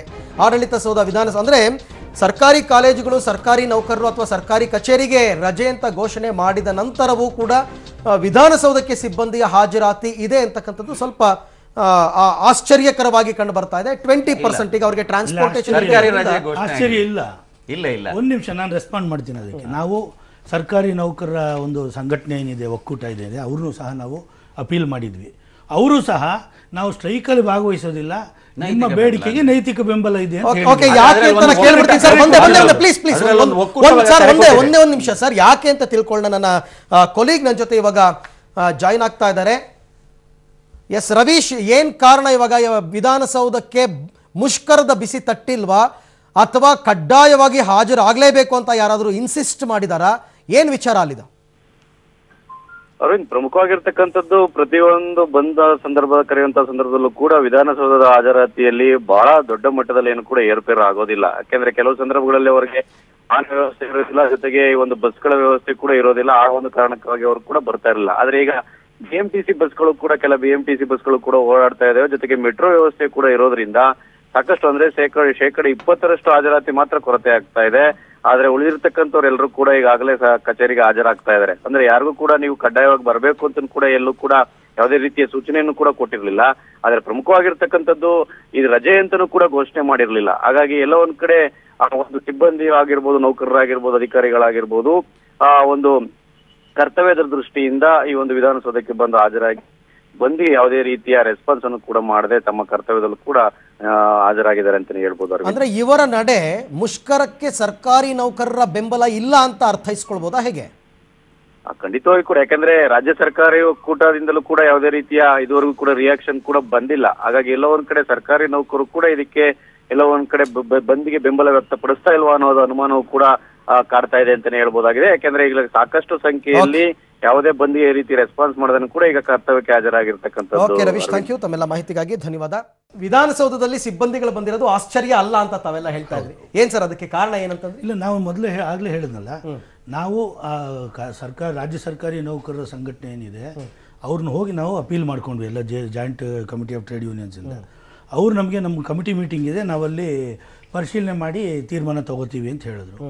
ನಮ್ಮ ಸ್ಟ್ರೈಕ್ಗೆ 2 ದಿವಸ ಮೊದಲು ಫೋನ್ ಮಾಡಿದಾಗ ಅವ್ರೇನು ಹೇಳಿದ್ದಾರೆ, ನಾವು ನೈತಿಕ ಬೆಂಬಲ ಕೊಡ್ತೀವಿ, ನಿಮಗೆ ಪ್ರೆಸ್ ಸ್ಟೇಟ್ಮೆಂಟು ಕೊಡ್ತೀವಿ, ಅದಕ್ಕೆ ಸ್ಟ್ರೈಕಲ್ಲಿ ಭಾಗವಹಿಸಲಿಕ್ಕೆ ಆಗೋದಿಲ್ಲ ಅಂತ ಹೇಳಿದ್ದಾರೆ. ಅಲ್ಲ, ನನ್ನ ಕಾರಣ ಏನಂದ್ರೆ ನೈತಿಕ ಬೆಂಬಲ ಕೊಡ್ತೀನಿ ಅಂತಕ್ಕಂಥದ್ದು ನನ್ನ ಪ್ರಕಾರ ಅದೇನು ಅಂತ ಪರಿಣಾಮ ಬೀರಲ್ಲ. ಒಂದು ವಿಚಾರ, ಯಾರಿಗೇ ಆಗಲಿ ಇಲ್ಲಿ ಒಂದು ಕಾನೂನಾತ್ಮಕ ಸಂಬಂಧ ಮಾಲೀಕರಿಗೂ ಮತ್ತು ಕಾರ್ಮಿಕ ಸಂಘಟನೆಗಳಿಗೂ ಇರುತ್ತೆ. ಈಗ ಅವರು ನಾವು ಸ್ಟ್ರೈಕ್ಗೆ ಭಾಗವಹಿಸಿ ನಾವು ಕೇಳೋ ಸರಿ, ಬಟ್ ಅವರು ಸರ್ಕಾರಕ್ಕೆ ಒಂದು ನೋಟಿಸ್ ಕೊಡಬೇಕಲ್ಲ. ಆ ನೋಟಿಸ್ ಪೀರಿಯಡ್ ಕೊಡೋಕೆ ಆಗಲಿಲ್ಲ ಅಂತಂದರೆ ಸ್ಟ್ರೈಕ್ ಮಾಡಿದ್ರೆ ಇಲ್ಲಿಗಲ್ ಆಗುತ್ತೆ. ಅದರಿಂದ ನಾವು ನೈತಿಕ ಬೆಂಬಲ ಕೊಡ್ತೀವಿ. ಈಗ ಹಂಗಾದ್ರೆ ಮಧುಕರ್ ಶೆಟ್ಟಿ ಅವರು ಹೇಳಿದ ಪಾಯಿಂಟ್ಗೆ ಬಂದ್ರೆ ಎಲ್ಲರೂ ಕೂಡ ನಮಗೆ ಇನ್ ಅಡ್ವಾನ್ಸ್ ತಿಳಿಸಿಲ್ಲ. ಹಾಗಾದ್ರೆ ಆತಾತ್ರದಲ್ಲಿ ತಗೊಂಡ ತೀರ್ಮಾನ ಮಧುಕರ್ ಶೆಟ್ಟಿ ಅವರು.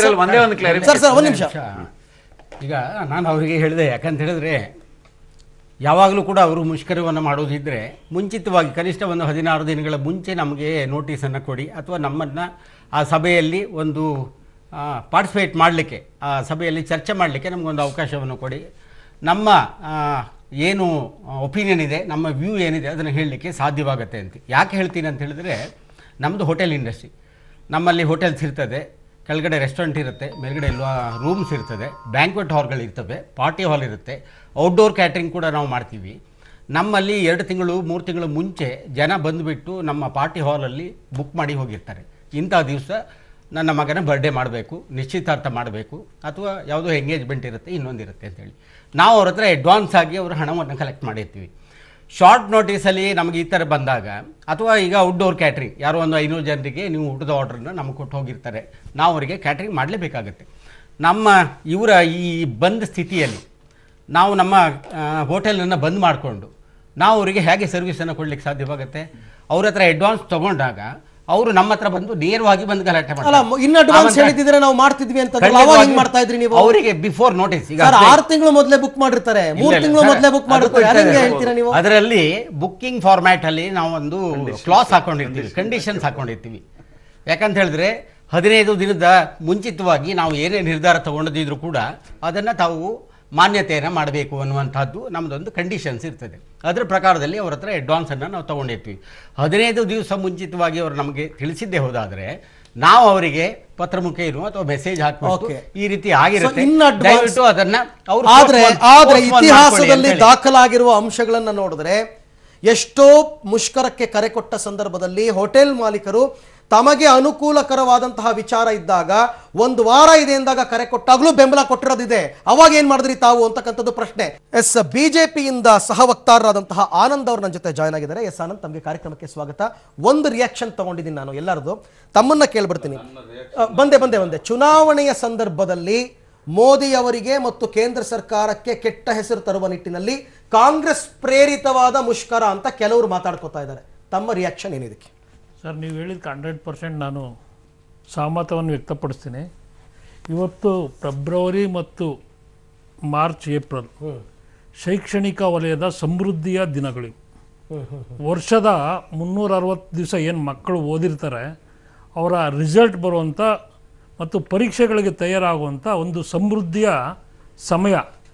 ಈ ರೀತಿಯ 4.5 ವರ್ಷದಿಂದ ಇವ್ರಿಗೆ ಸಮಸ್ಯೆ ಕಾಣಿಸ್ದೆ ಚುನಾವಣೆ ಇನ್ನ 100 ದಿವಸ ಇದ್ದಾಗ ಸಮಸ್ಯೆ ಕಾಣಿಸಿಲ್ಲ ಅಂತಲ್ಲ, ಅದನ್ನೆಲ್ಲ ಪ್ರಶ್ನೆ ಮಾಡಿದ್ದಾರೆ ಅವರು, ಯಾವಾಗಲೂ ಹಂತದಲ್ಲಿ ಕೇಳಿದ್ದಾರೆ ಸರ್. ಅಂದ್ರೆ ಏನು ಮಾಡಕ್ಕಾಗಲ್ಲ, ವಿಧಿ ಇಲ್ಲ ಅನ್ನೋ ಟೈಮ್ನಲ್ಲಿ ಮುಷ್ಕರ ಕರೆ ಕೊಟ್ಟಿದ್ದಾರೆ. ಈಗ ಸರ್ಕಾರ ಕೊನೆ ಹಂತದಲ್ಲಿದೆ, 100 ದಿವಸ ಇನ್ನು ಚುನಾವಣೆಗಳಿದ್ದಾವೆ. ಇವ್ರಿಗೆ ಈ ಸಂದರ್ಭನ ಯಾಕೆ ಬೇಕಾಯಿತು? ಮೊದಲನೇದು ಪ್ರಶ್ನೆ. ಎರಡನೇದು, ಇವತ್ತೊಂದು ಬಂದ್ ಮಾಡೋದ್ರ ಮೂಲಕ ಒಬ್ಬ ಮಾನವನ್ನ ಒಂದು ಮನೆಯಲ್ಲಿ ಕೂಡ ಹಾಕುವಂಥದ್ದು ಮಾನವ ಹಕ್ಕುಗಳ ಉಲ್ಲಂಘನೆ. ಅಲ್ಲ, ಇದು ಬಂದಲ್ಲ, ಇದು ಮುಷ್ಕರ. ಮುಷ್ಕರ ಅಲ್ಲ ಸರ್, ಬಂದ್ ಅಂತಾನೆ ಇವ್ರು ಕರೆ ಕೊಟ್ಟಿರೋದು. ಸಾರ್ವತ್ರಿಕ ಮುಷ್ಕರ ಅಂತ ಯಾಕೆ ಕೊಟ್ಟಿದ್ದಾರೆ ಅಂತ ಹೇಳ್ತೀನಿ ಕೇಳಿ ಸರ್. ಇತ್ತೀಚೆಗೆ ಸರ್ವೋಚ್ಚ ನ್ಯಾಯಾಲಯ ಯಾರು ಬಂದ್ ಕರೆ ಅಂತ ಕೊಡ್ತಾರೆ ಅವ್ರ ಮೇಲೆ ಕಾನೂನು ರೀತಿಯ ಕ್ರಮಗಳನ್ನ ಕೈಗೊಳ್ತಾರೆ. ಆ ಹಿನ್ನೆಲೆಯಲ್ಲಿ ಇವತ್ತು ರಾಜ್ಯ ಸರ್ಕಾರ ಪ್ರೇರಿತವಾಗಿ ಬಂದ್ ಆಗ್ತಿದೆ. ಇವತ್ತು ನೀವು ರೋಹಿಣಿ ಸಿಂಧೂರ್ ಬಗ್ಗೆ ಹೇಳಿದ್ರಿ. ಈ ಕೆಲವು ಡಿಸಿಗಳು ನಿನ್ನೆ ಮಧ್ಯಾಹ್ನನೇ ಆರ್ಡರ್ ಮಾಡಿದ್ರು ಶಾಲಾ ಕಾಲೇಜುಗಳಿಗೆ ರಜಾ ಅಂತ. ಇವತ್ತು BMTC ಆರ್ಡರ್ ಮಾಡುತ್ತೆ, ಯಾರನ್ನೂ ಒತ್ತಡ ಮಾಡಬೇಡಿ, ಬಂದ್ರೆ ಅವ್ರಿಗೆ ಸಂಬಳ ಕೊಟ್ಟು ಕೆಲಸ ಕೊಡಿ ಅಂತ. ಬರ್ದೇ ಇದ್ದವ್ರಿಗೆ ಸಂಬಳ ಇಲ್ಲ, ರಜೆ ಅಂತ ಹೇಳಿ ಕೊಡ್ತಿದ್ದಾರೆ. ಅಂದ್ರೆ ಈ ರೀತಿಯ ದ್ವಿಮುಖ ನೀತಿಯನ್ನ ರಾಜ್ಯ ಸರ್ಕಾರ ಕೈಗೊಂಡಿರೋದ್ರಿಂದ ಇದು ರಾಜ್ಯ ಸರ್ಕಾರದ ಪ್ರೇರಿತ ಮತ್ತು ಅದಕ್ಕೆ ಸಂಪೂರ್ಣ ಬೆಂಬಲ ಕುಮಾರಸ್ವಾಮಿ ಅವರು ಕೊಟ್ಟಿದ್ದಾರೆ. ಆದರೆ ಒಂದು ಅಧಿಕಾರಿಗಳ ನಿಷ್ಠೆಯನ್ನು ಮೆಚ್ಚಬೇಕಾಗಿದೆ. ಇವತ್ತು ಅವರ ತವರು ಜಿಲ್ಲೆ ಹಾಸನದಲ್ಲಿ ಇದಕ್ಕೆ ಸಕ್ಸಸ್ ಆಗೋದಕ್ಕೆ ಅಲ್ಲಿನ ಜಿಲ್ಲಾಧಿಕಾರಿಗಳು ಬಿಟ್ಟಿಲ್ಲ. ಅದಕ್ಕೆ ಅಧಿಕಾರಿಗಳನ್ನು ಕೆಲಸ ಮಾಡೋದಕ್ಕೆ ಬಿಡಬೇಕು. ಆ ರೀತಿಯ ಕೆಲಸ ಮಾಡಿದಾಗ ರಾಜ್ಯ ಮತ್ತು ದೇಶ ಅಭಿವೃದ್ಧಿ ಆಗೋದಕ್ಕೆ ಸಾಧ್ಯತೆ ಇದೆ. ಈ ರೀತಿ ಹರ್ತಾಳ ಮಾಡೋದ್ರಿಂದ, ಮುಷ್ಕರ ಮಾಡಬೇಕು, ಯಾವ್ಯಾವ ಹಂತದಲ್ಲೂ ಮಾಡಬೇಕು. ಏಕಾಏಕಿ ಭಾರತ್ ಬಂದ್ ಅಂತಂದರೆ ಇವತ್ತು ಬೆಂಗಳೂರಿಗೆ ಲಕ್ಷಾಂತರ ಜನ ಪ್ರವಾಸಿಗರು ಬರ್ತಾರೆ. ಲಕ್ಷಾಂತರ ಜನ ಇವತ್ತು ಅನೇಕ ಕೆಲಸ ಕಾರ್ಯಗಳನ್ನ ಇಟ್ಕೊಂಡು ಬೆಂಗಳೂರಿಗೆ ಬರೋರು ಇರ್ತಾರೆ ರಾಜ್ಯದಿಂದನೇ ಬೇರೆ ಬೇರೆ. ಇವತ್ತು ಹಾಸ್ಪಿಟ್ಲಿಗೆ ಹೋಗೋವಂಥವ್ರು ಇರ್ಬೋದು. ಇವತ್ತು ಬಿಜಾಪುರ, ಬೀದರಿಂದ ಬಡ ಮತ್ತು ಮಧ್ಯಮ ವರ್ಗದವರು ಇವತ್ತು ಜಯದೇವದಲ್ಲೋ ಅಥವಾ ನಾರಾಯಣ ಹೃದಯಾಲಯದಲ್ಲೋ ಎಲ್ಲೋ ಒಂದು ಅವರ ಅಪಾಯಿಂಟ್ಮೆಂಟ್ ಸಿಕ್ಕಿರುತ್ತೆ. ಇವತ್ತು ನೀವು ಆ ಅಪಾಯಿಂಟ್ಮೆಂಟ್ ಡಾಕ್ಟ್ರ್ ಡ್ರಾಪ್ಔಟ್ ಆಯಿತು ಅಂದರೆ ಅವ್ನು ಡ್ರಾಪ್ಔಟ್ ತಿರುಗಿ ಅಪಾಯಿಂಟ್ಮೆಂಟ್ ತೊಗೊಬೇಕಂದ್ರೆ 3 to 4 months ಬೇಕಾಗುತ್ತೆ. ಅಂದರೆ ಈ ರೀತಿಯ ಸಣ್ಣ ಅಂಶಗಳನ್ನ ನಾವು ಗಮನಿಸದೆ ಯಾರ್ದೋ ಒಬ್ಬ ಪ್ರಲೋಭನೆಗೆ ಒಳಗಾಗಿ ಈ ರೀತಿ ಮುಷ್ಕರ ಬಂದ್ ಕರೆ ಕೊಡುವಂಥದ್ದು ಇದೊಂದು ಮೂರ್ಖತನದ ನಿರ್ಧಾರ ಅಂತ ನಾನು ಹೇಳ್ತೀನಿ. ಜನವರಿ 16 ಆನಂದ್ ಅವರೇ, ಇಫ್ ಐ ಆಮ್ ರೈಟ್, ಜನವರಿ 16, 2014 ಜ್ಞಾಪಕ ಇರಬಹುದು ತಮ್ಗೆಲ್ರಿಗೂ ಕೂಡ, ಮನಮೋಹನ್ ಸಿಂಗ್ ಅಧಿಕಾರಾವಧಿಯ ಕೊನೆಯ ದಿನಗಳು. ಆ ಸಂದರ್ಭದಲ್ಲೂ ಕಾರ್ಮಿಕ ಮುಷ್ಕರಕ್ಕೆ ಕರೆ ಕೊಟ್ಟಿದ್ರು ಬಿಜೆಪಿ ಅವರು, BMS ಅವರು ಕೂಡ ಸಪೋರ್ಟ್ ಅದರಲ್ಲಿ. ಆಗ್ಲೂ ಶೈಕ್ಷಣಿಕ ಸಮೃದ್ಧಿಯ ದಿನಗಳೇ, ಆಗ್ಲೂ ವಿದ್ಯಾರ್ಥಿಗಳಿಗೆ ಎಕ್ಸಾಮ್ ಇದ್ದ ಟೈಮೇನೆ, ಆಗ್ಲೂ ರಾಜ್ಯ ಸರ್ಕಾರ ಪ್ರೇರಿತನೇ. ಅವಾಗ ಯಾಕೆ ಅವಾಗ ತಮಗೇನು ಅನಿಸ್ತಿಲ್ವಾ ಸರ್? ಒಂದು ಈಗ ಅವತ್ತು BMS ಭಾಗವಹಿಸಿದ್ದು ಅಂತ ಅವರೇ ಒಪ್ಕೊಂತಿದ್ದಾರೆ. ಇವತ್ತು ದೇಶದಲ್ಲಿ ಅತಿ ದೊಡ್ಡ ಸಂಘಟನೆ BMS.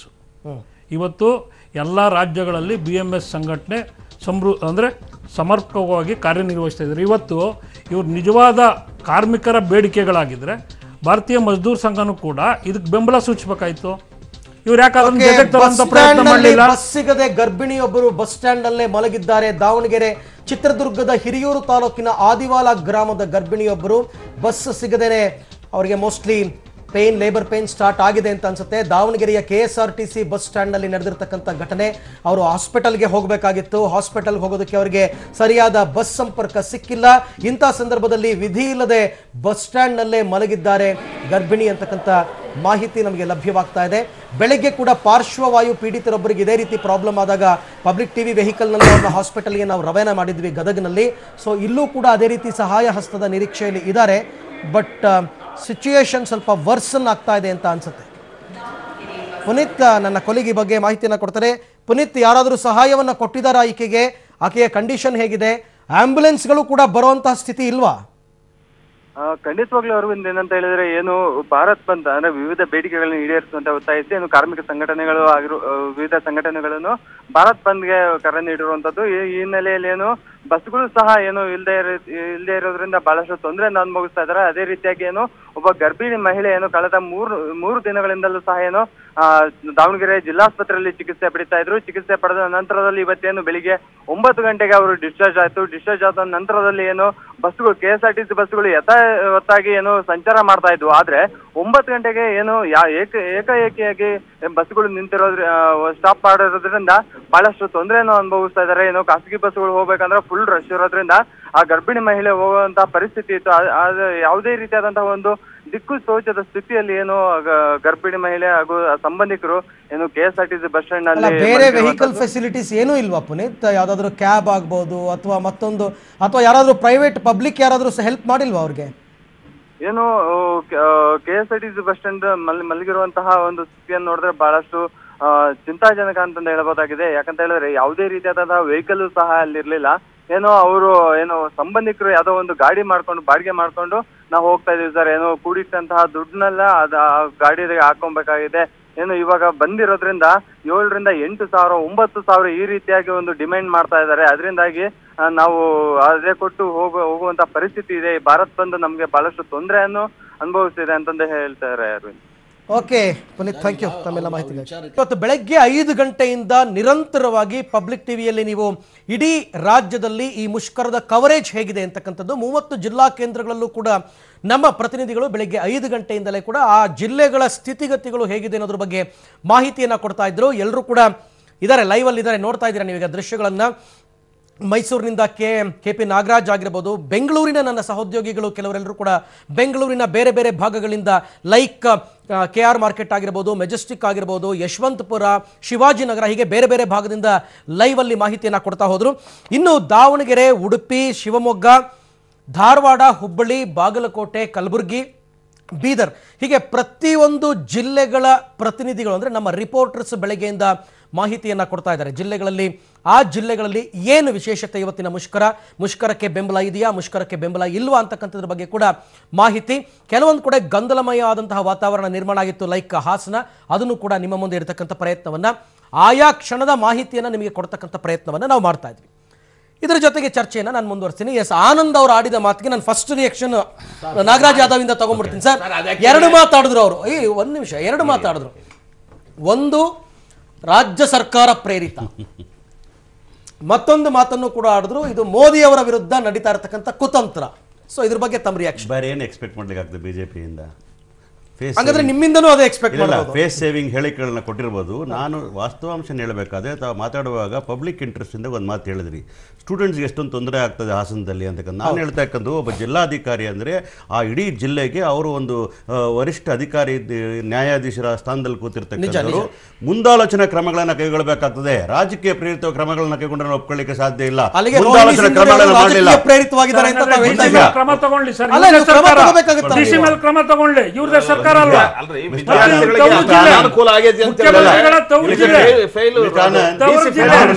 ಮಾತಾಡಲಿಲ್ಲ.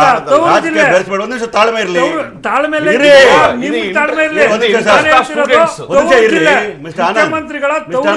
ನಿಮಗಿಂತ ಜೋರಾಗಿ ನಾಗರಾಜ್ ಮಾತಾಡಬಲ್ಲ ಅಂತ ಎಲ್ಲರಿಗೂ ಗೊತ್ತು. ಸ್ವಲ್ಪ ತೀರಿ, ಸ್ವಲ್ಪ ತೀರಿ. ಕ್ರಮ ಕೈಗೊಳ್ಳೋದು ಮಾಡೋದು ನಾನು ಅದನ್ನು ಮಾತಾಡ್ತಾ ಇಲ್ಲ.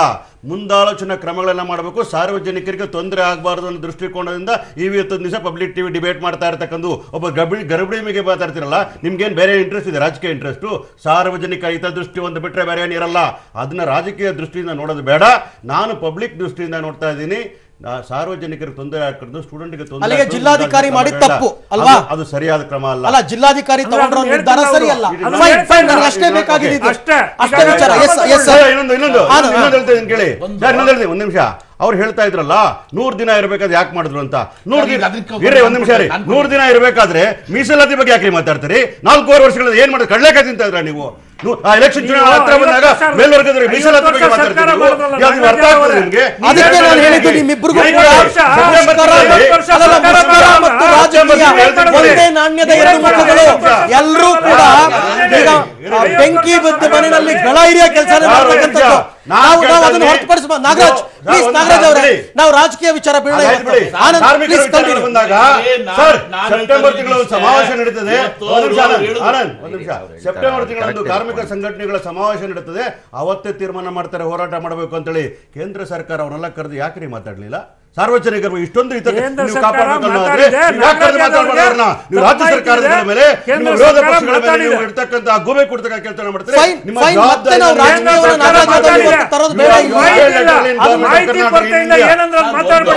ಕೇಂದ್ರ ಸರ್ಕಾರ ಮಾತಾಡಿದೆ. ಇವತ್ತು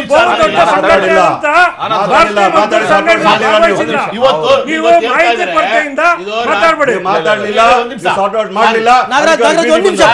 ಬೇರೆಯವ್ರಿಗೆ ಮಾತಾಡಕ್ಕೆ ಅವಕಾಶ ಕೊಡಿ. ಇವರು ಹೇಳ್ತಾ ಇದಾರೆ ರಾಜಕೀಯ ಪ್ರೇರಿತ, ಮತ್ತೆ ಮಾನ್ಯ ಮುಖ್ಯಮಂತ್ರಿಗಳು ಇದಕ್ಕೆ ಸಪೋರ್ಟ್ ಕೊಟ್ಟಿದ್ದಾರೆ ಅಂತ ಇವ್ರು ಹೇಳ್ತಾ ಇದಾರೆ. ಇವತ್ತು ಅಷ್ಟು 4.5 ವರ್ಷದಿಂದ ಇವ್ರು ಏನ್ ಮಾಡ್ತಾ ಇದ್ರು, ಅಲ್ಲಿ ತನಕ ಯಾವ್ದು ಹೋರಾಟ ಮಾಡಿಲ್ಲ ಅಂತ ಹೇಳ್ತಾ ಇದ್ರಲ್ಲ. 2015ರಲ್ಲಿ 2 ಸಾರಿ ಮುಷ್ಕರ ಮಾಡಿದೀವಿ. April 30, September 2. 2016ರಲ್ಲಿ ಸೆಪ್ಟೆಂಬರ್ 2 ಮಾಡಿದೀವಿ. 3 ಸಲ ಮಾಡಿದೀವಿ. ಹಲವಾರು ಡಿಮ್ಯಾಂಡ್ ಕೊಟ್ಟಿದೀವಿ. ಇವತ್ತೇನು 12 ಬೇಡಿಕೆ ಇಟ್ಕೊಂಡಿದೀವಿ, ಆ ಡಿಮ್ಯಾಂಡ್ ಸಾಲೆ ಕೊಟ್ಟಿದೀವಿ. ಇವತ್ತೇನು ಹೊಸದಾಗಿ ಮಾಡಿಲ್ಲ ನಾವು ಹೋರಾಟವನ್ನ. ಅದರಿಂದ ಆಗುವಂತ ದುಷ್ಪರಿಣಾಮಗಳು ಈ ಕಾರ್ಮಿಕರಿಗೆ ನಾವು ತಿಳಿಸಿದ್ವಿ. ನಮ್ಮ ಸಾರಿಗೆ ನೌಕರು ವಿಚಾರವಾಗಿ ನಾವು ಬಂದಾಗ ಇವತ್ತು ಎಲ್ಲಾ ನೌಕರು 1,25,000 ಜನ ನೌಕರಿಗೆ ಈ ವಿಚಾರ ಏನಾಗ್ತದೆ, ಇದರಿಂದ ನಮ್ಗೆ ಏನು ಅನ್ಯಾಯ ಆಗ್ತದೆ ಅಂತ ಗೊತ್ತಿಲ್ಲ. ಸಾರಿಗೆ ನಿಗಮಗಳು ಅಳಿಸಿ ಹೋಗ್ತಾ ಇದಾವೆ. ಈ ಕಾನೂನು ಜಾರಿ ಆದ್ರೆ ಏನು ವಾಹನ ಕಾಯ್ದೆ ಏನು ಇದೆ 2017 ಮಸೂದೆ ಏನು ಜಾರಿ ಆದ್ರೆ ಸಾರಿಗೆ ಸಂಸ್ಥೆಗಳು ನಶಿಸಿ ಹೋಗ್ತವೆ. ಜೊತೆಗೆ ಇಲ್ಲಿ ಮೆಕ್ಯಾನಿಕ್ಗಳು ಏನಿದ್ದಾರೆ ಇಲ್ಲಿ ಆಲ್ಮೋಸ್ಟ್ ಕೆಲಸ ಕಳ್ಕೊತಾರೆ.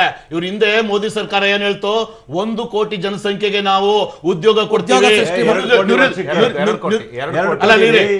ನಿರುದ್ಯೋಗ ಸೃಷ್ಟಿ ಮಾಡ್ತೀವಿ ಅಂತ ಹೇಳಿದ್ರು. ಇಲ್ಲಿ ಕೆಲಸ ಕಳೆಯುವಂತ ಕೆಲಸ ಆಗ್ತಾ ಇದೆ. ಇವತ್ತು ನಮ್ಮ ಸಾರಿಗೆ ನೌಕರು ಒಟ್ಟಾರೆ ಏನ್ ಕೇಳ್ತಾ ಇದಾರೆ, ಮೊದಲು ಸರ್ಕಾರಿ ನೌಕರು ಮಾಡಿ ಮತ್ತೆ ಸಮಾನ ವೇತನ ಕೊಡಿ ಅಂತ ಬಡ್ಕೊಂತ ಇದಾರೆ. ಇವತ್ತು ಎಲ್ಲಾ ಮಿನಿಸ್ಟ್ರಿಗಳಿಗೆ, ಚೀಫ್ ಮಿನಿಸ್ಟ್ರಿಗಳಿಗೆ ಹಲವಾರು ಪತ್ರ, 70-80 ಪತ್ರ ಬರೆದಿದ್ದಾರೆ. ಇವತ್ತು ಎಲ್ಲಾ ಕ್ಷೇತ್ರದಲ್ಲಿ ಎಲ್ಲ MLA-ಗಳಿಗೂ ಮಾತಾಡಿದ್ದಾರೆ. ಯಾಕೆ ಅಂದ್ರೆ ನಮ್ಗೊಂದು ಭದ್ರತೆ ಬೇಕು ಅಂತೇಳಿ. ಇವತ್ತು ಮೋದಿ ಸರ್ಕಾರ ಏನ್ ಹೇಳ್ತಾ ಇದೆ, ಈ ಅಮೆಂಡ್ಮೆಂಟ್ ಏನೋ ಜಾರಿ ಆದ್ರೆ ಇನ್ ಮುಂದೆ ಯಾವುದೇ ಇಲಾಖೆ ಅಭ್ಯರ್ಥಿಗಳಿರಲ್ಲ, ಸಿಬ್ಬಂದಿಗಳಿರಲ್ಲ,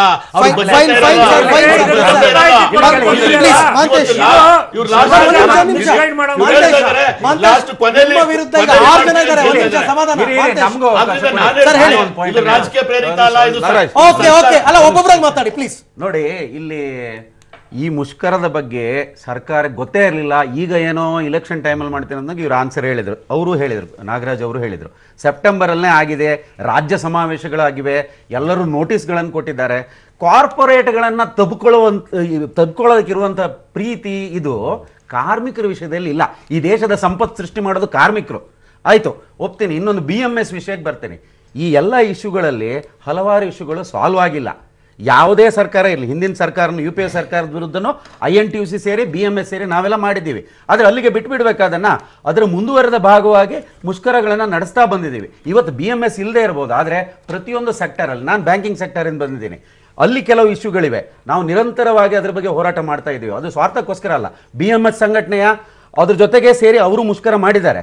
ಈ ಮುಷ್ಕರದಲ್ಲೂ ಆ ವಿಷಯಗಳು ಇವೆ. ಆದರೆ ಒಂದೇ ಒಂದು ವಿಷಯ, ನಮ್ಮಲ್ಲಿ ಏನು ಹೇಳ್ತಾರೆ BMS ಸಂಘಟನೆಗಳು, ನಮ್ಮಲ್ಲಿ NOBW NOBO ಹೌದು, ಮುಷ್ಕರ ಮಾಡೋದು ಕರೆಕ್ಟು. ನಮಗೆ RSS ಮತ್ತೆ ಬಿಜೆಪಿ ಡೈರೆಕ್ಷನ್ ಇದೆ, BMS ಹೇಳಿದೆ ನೀವು ಪಾಲ್ಗೊಳ್ಬಾರ್ದು ಅಂತ. ನೈತಿಕವಾಗಿ ನಮ್ದು ಬೆಂಬಲ ಇದೆ ಅಂತ ಇಂಟರ್ನಲ್ಲಿ ಹೇಳ್ತಾರೆ. ಇವರು ಹೊರಗಿನಿಂದ ಆ ಥರ ಹೇಳ್ತಾ ಇದ್ದಾರೆ.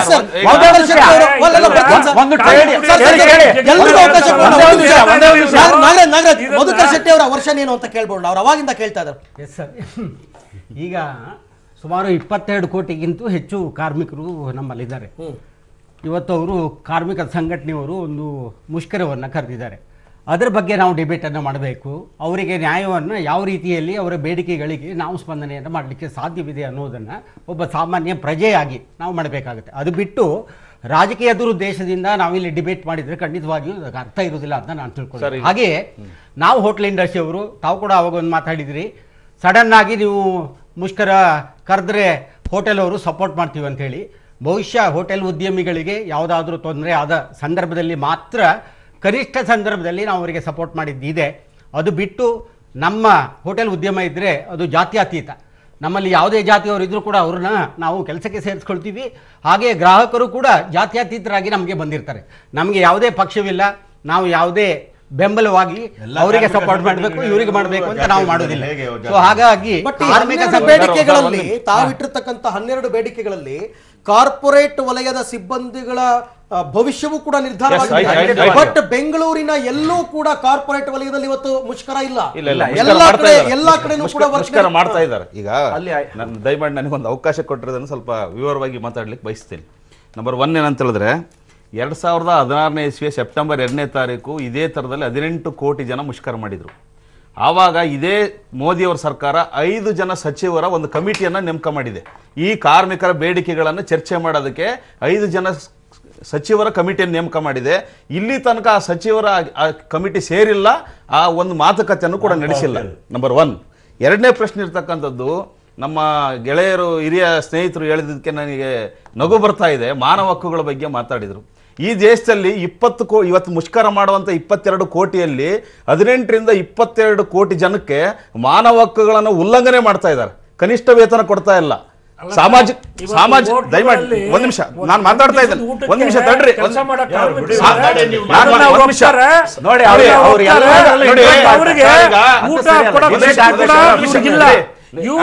ಸರ್ ಆನಂದ್ ಅವರೇ ಒಂದು ನಿಮಿಷ, ಈಗ ಅವರು ಹೇಳಿದ ಮೇಲೆ ಉತ್ತರ ಕೊಟ್ಬಿಡಿ, ಹೇಳಿ. ನೋಡಿ, ಅಂಗನವಾಡಿ ಕಾರ್ಯಕರ್ತರಿಗೆ ಕನಿಷ್ಠ ವೇತನ ಇಲ್ಲ, ಆಶಾ ಕಾರ್ಯಕರ್ತರಿಗೆ ವೇತನನೇ ಇಲ್ಲ, ಬಿಸಿ ಊಟದ ಹೆಣ್ಣು ಮಕ್ಕಳಿಗೆ 2300 ರೂಪಾಯಿ ವೇತನ ಇದೆ.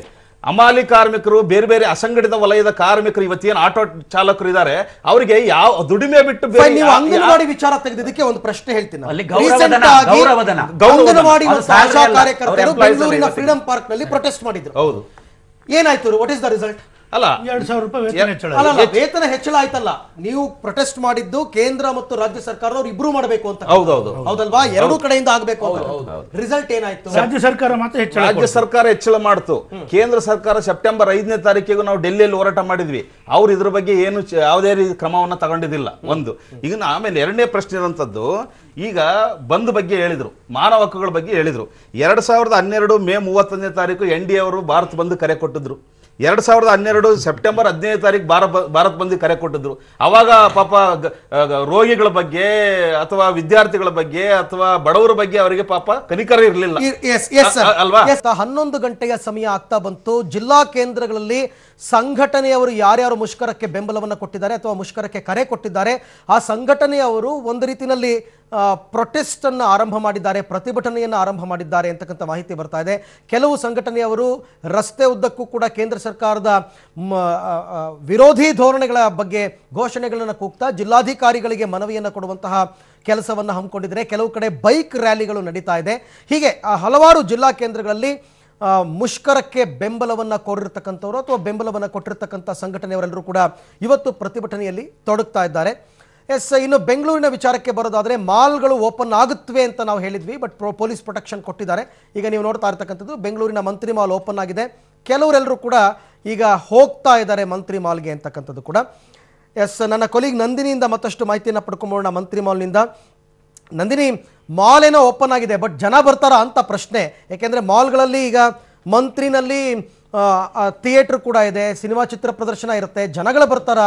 ಆ ಎಕ್ಸ್ಪೆಕ್ಟೇಷನ್ ಇದೆಯಾ ಅಂತ? ಖಂಡಿತ ಅರವಿಂದ್, ಜನಕ್ಕೆ ಇವತ್ತು ಭಾರತ್ ಬಂದ್ ಹಿನ್ನೆಲೆಯಲ್ಲಿ ಶಾಲಾ ಕಾಲೇಜುಗಳಂತೂ ರಜಾ ಇದೆ. ಇನ್ನು ಎಂದಿನಂತೆ ಅಂಗಡಿ ಮುಂಗಟ್ಟುಗಳು ಕೆಲವು ಕಡೆ ಓಪನ್ ಇದೆ, ಕೆಲವು ಕಡೆ ಕ್ಲೋಸ್ ಇದೆ.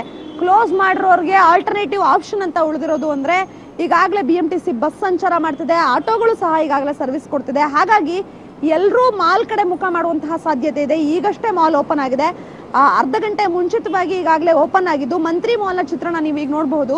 ಈಗಾಗಲೇ ಬಿಗಿ ಪೊಲೀಸ್ ಬಂದೋಬಸ್ತ್ನ ಅಡಿಯಲ್ಲಿ ಈಗಾಗಲೇ ಓಪನ್ ಮಾಡಿರೋದು. ಪೊಲೀಸರು ಸಹ ಬಂದೋಬಸ್ತನ್ನು ನೀಡಿದ್ದಾರೆ. ಮಂತ್ರಿ ಮಾಲ್ಗೆ 2 ಗೇಟ್ಗಳಿದ್ದು 2 ಗೇಟ್ಗಳಲ್ಲೂ ಸುಮಾರು 8ಕ್ಕೂ ಹೆಚ್ಚು ಪೊಲೀಸರನ್ನ ನಿಯೋಜನೆ ಮಾಡಲಾಗಿದೆ. ಭದ್ರತಾ ಸಿಬ್ಬಂದಿಯ ಸಂಖ್ಯೆಯನ್ನು ಸಹ ಹೆಚ್ಚಿಸಲಾಗಿದೆ. ಇನ್ನು ಮಂತ್ರಿ ಮಾಲ್ನ ಒಳಗಿನ ಚಿತ್ರಣವನ್ನ ಎಕ್ಸ್ಪ್ಲೈನ್ ಮಾಡಬೇಕು ಅಂತ ಅಂದ್ರೆ ಮಂತ್ರಿ ಮಾಲ್ಗೆ ಸಿಬ್ಬಂದಿಗಳು ಈಗ ಸಾಕಷ್ಟು ಸಂಖ್ಯೆಯಲ್ಲಿ ಆಗಮಿಸಿದ್ದಾರೆ. ಜೊತೆಗೆ ಜನರು ಇನ್ನಷ್ಟು ಸಂಖ್ಯೆಯಲ್ಲಿ ಅಂದ್ರೆ ಮಧ್ಯಾಹ್ನ ಆದ ನಂತರ ಹೆಚ್ಚು ಸಂಖ್ಯೆಯಲ್ಲಿ ಆಗಮಿಸುವ ಸಾಧ್ಯತೆ ಇದೆ. ಇನ್ನು ಮಂತ್ರಿ ಸಿನಿಮಾ ಸಹ ಓಪನ್ ಇದೆ, ಸಿನಿಮಾಗಳು ಸಹ ಎಂದಿನಂತೆ ನಡೆಯುತ್ತೆ. ಇನ್ನು ಮಂತ್ರಿ ಮಾಲ್ನಲ್ಲಿರುವಂತಹ ಎಲ್ಲಾ ಶಾಪಿಂಗ್ ಮಳಿಗೆಗಳು ಸಹ ಓಪನ್ ಆಗ್ತಿದೆ. ಹಾಗಾಗಿ ಜನಕ್ಕೆ ಬೇರೆ ಆಪ್ಷನ್ ಇಲ್ಲದಿರೋ ಹಿನ್ನೆಲೆಯಲ್ಲಿ ಮಾಲ್ಗಳ ಮೊರೆ ಹೋಗುವಂತಹ ಸಾಧ್ಯತೆ ದಟ್ಟವಾಗಿದೆ. ಅರವಿಂದ್, ಅಂದ್ರೆ ಇನ್ಸಿಸ್ಟ್ ಮಾಡ್ತಾ ಇದಾರ ನಂದಿನಿ, ಮಾಲ್ಗಳನ್ನ ಓಪನ್ ಮಾಡಿ ನಿಮಗೆ ನಾವು ಪ್ರೊಟೆಕ್ಷನ್ ಕೊಡ್ತೀವಿ, ತಲೆ ಕೆಡಿಸ್ಕೋಬೇಡಿ ಅಂತ, ಅಥವಾ ನಿಮ್ ರಿಸ್ಕ್ ಅಲ್ಲಿ ನೀವು ಓಪನ್ ಮಾಡ್ಕೊಳ್ಳಿ ಅಂತ ಹೇಳಿದಾರ ಪೊಲೀಸರು, ಹೇಗೆ ಅಂತ? ಅರವಿಂದ್, ಈ ಹಿಂದೆ ಯಾವಾಗ್ಲೇ ಬಂದ್ ಆದ್ರೂ ಸಹ ಮಾಲ್ಗಳನ್ನ ಮೇಲೆ ದಾಳಿ ಮಾಡೋದು, ಹಲವು ಅಂದ್ರೆ ಇವಾಗ ಯಾರು ಬಂದ್ಗೆ ಕರೆ ಕೊಟ್ಟಿರ್ತಾರೋ ಬಂದ್ಗೆ ಸಹಕಾರ ನೀಡ್ತಿಲ್ಲ ಅಂತ ದಾಳಿ ಮಾಡೋದನ್ನ ನೋಡಿದೀವಿ. ಇದರಿಂದ ಸಾಕಷ್ಟು ಸರಿ ಅಂದ್ರೆ ಕಳೆದ 2-3 ವರ್ಷಗಳಿಂದ ಮಾಲ್ಗಳಿಗೆ ಭದ್ರತೆಯನ್ನು ನೀಡುವಂತಹ ಕೆಲಸವನ್ನ ಪೊಲೀಸರು ಮಾಡ್ತಿದ್ದಾರೆ. ಜೊತೆಗೆ ಮಾಲ್ಗಳು ಸಹ ಒಂದು ಸೂಕ್ಷ್ಮ ವಿಚಾರವನ್ನ ಗಮನಿಸುತ್ತೆ. ಕಾರ್ಮಿಕ ಸಂಘಟನೆಗಳು ಕರೆದಿರುವಂತಹ ಪ್ರತಿಭಟನೆಗೆ ನಮ್ಮ ನೈತಿಕ ಬೆಂಬಲ ಇದೆ, ಆದ್ರೆ ಕೆಲಸ ಮಾಡಬೇಕಾಗಿದೆ ಅಂತಹ ಬೋರ್ಡ್ಗಳು ಹಾಕೊಂಡ್ಬಿಡ್ತಾರೆ. ಮಾಲ್ ನಲ್ಲಿ ಗ್ಲಾಸ್ ವರ್ಕ್ ಎಲ್ಲಿದೆ ಆ ಗ್ಲಾಸ್ ವರ್ಕ್ ಇರೋ ಜಾಗದಲ್ಲೆಲ್ಲ ನೆಟ್ಟೆಡ್ ಹಾಕೋ ಮೂಲಕ ರಕ್ಷಣೆ ಮಾಡ್ಕೋತಾರೆ. ಇನ್ನು ಬರುವಂತಹ ಸಾರ್ವಜನಿಕರು ಸಹ ಈಗಾಗಲೇ ಆಗಮಿಸ್ತಾ ಇದ್ದಾರೆ. ಕೆಲವರು ಸಿನಿಮಾ ನೋಡ್ಕೊಂಡು ಶೋಗಳನ್ನ ಮುಗಿಸ್ಕೊಂಡು ಹೋಗ್ತಿದ್ರೆ, ಮತ್ತಷ್ಟು ಜನ ಶಾಪಿಂಗ್ ಬರ್ತಾ ಇದ್ದಾರೆ. ಹಾಗಾಗಿ ಪೊಲೀಸರು ಎಂದಿನಂತೆ ಈಗ ಮಾಲ್ನಲ್ಲಿ ರಕ್ಷಣೆಗಾಗಿ ಪೊಲೀಸರಿಗೆ ಮನವಿ ಮಾಡಲಾಗಿರುತ್ತೆ. ಸ್ಥಳೀಯ ಪೊಲೀಸರು ರಕ್ಷಣೆ ನೀಡುವಂತಹ ಕೆಲಸವನ್ನ ಎಂದಿನಂತೆ ಮಾಡ್ತಿದ್ದಾರೆ.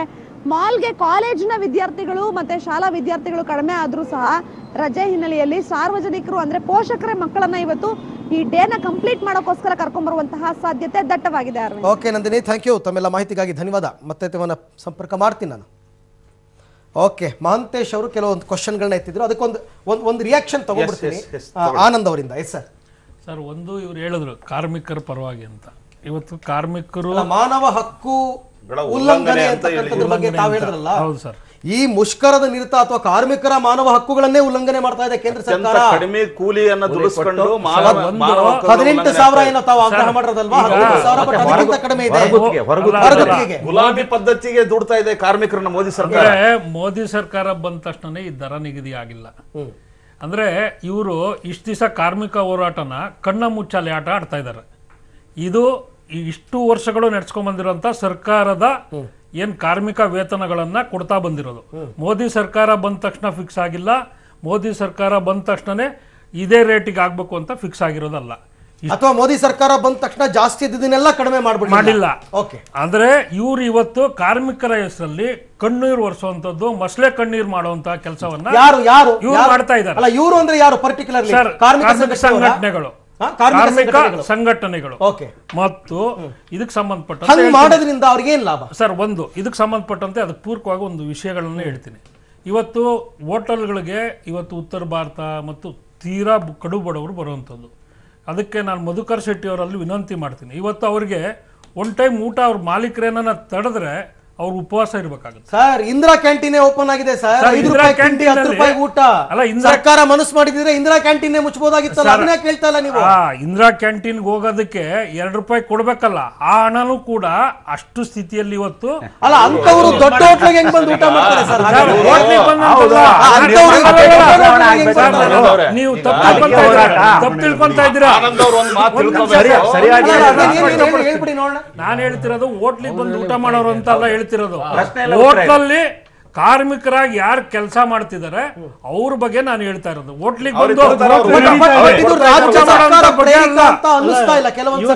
ವಿಜಯ್ ಭಾಸ್ಕರ್ ಈಗ ಕೆಲವರು ತಪ್ಪು ಅಭಿಪ್ರಾಯಗಳನ್ನ ನಾವು ಈ ಚರ್ಚೆ ಮೂಲಕ ಜನರಿಗೆ ಕೊಡೋದು ಬೇಡ.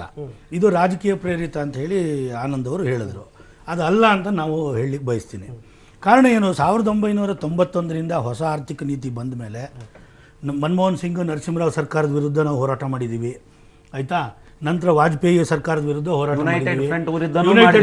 ದೇವೇಗೌಡರು ಪ್ರೈಮ್ ಮಿನಿಸ್ಟರ್ ಆಗಿದ್ದಾಗಲೂ ಹೋರಾಟ ಮಾಡಿದ್ದೀವಿ. ಹೋರಾಟ ಮಾಡಿದ್ದೀರಾ ಇಲ್ಲ ಅಂತ ನಾನು ಹೇಳ್ತಾ ಇಲ್ಲ. ಹೋರಾಟಕ್ಕೆ ಕರೆ ಕೊಟ್ಟಾಗ ಮನಮೋಹನ್ ಸಿಂಗ್ ಇದ್ದಾಗ್ಲೇನೆ ಬೆಂಬಲ ಕೊಡ್ತಕ್ಕಂಥವು ಕೆಲವು, ಮೋದಿ ಇದ್ದಾಗ ಬೆಂಬಲ ಕೊಡ್ತಕ್ಕಂಥವು ಕೆಲವರು, ದೇವೇಗೌಡರು ಇದ್ದಾಗ ಬೆಂಬಲ ಕೊಡ್ತಕ್ಕಂಥವ್ರು ಕೆಲವರು, ಇಲ್ಲಿ ಕೆಲವು ಆಡ್ ಆಗ್ತಾ ಇರುತ್ತೆ, ಕೆಲವು ಮೈನಸ್ ಆಗ್ತಾ ಒಪ್ಕೊಳ್ಳಿ. ಹಾಗೆ ಯಾವುದು ಅಂತ ಹೇಳಿ ಇಲ್ಲ ಬೇಡ,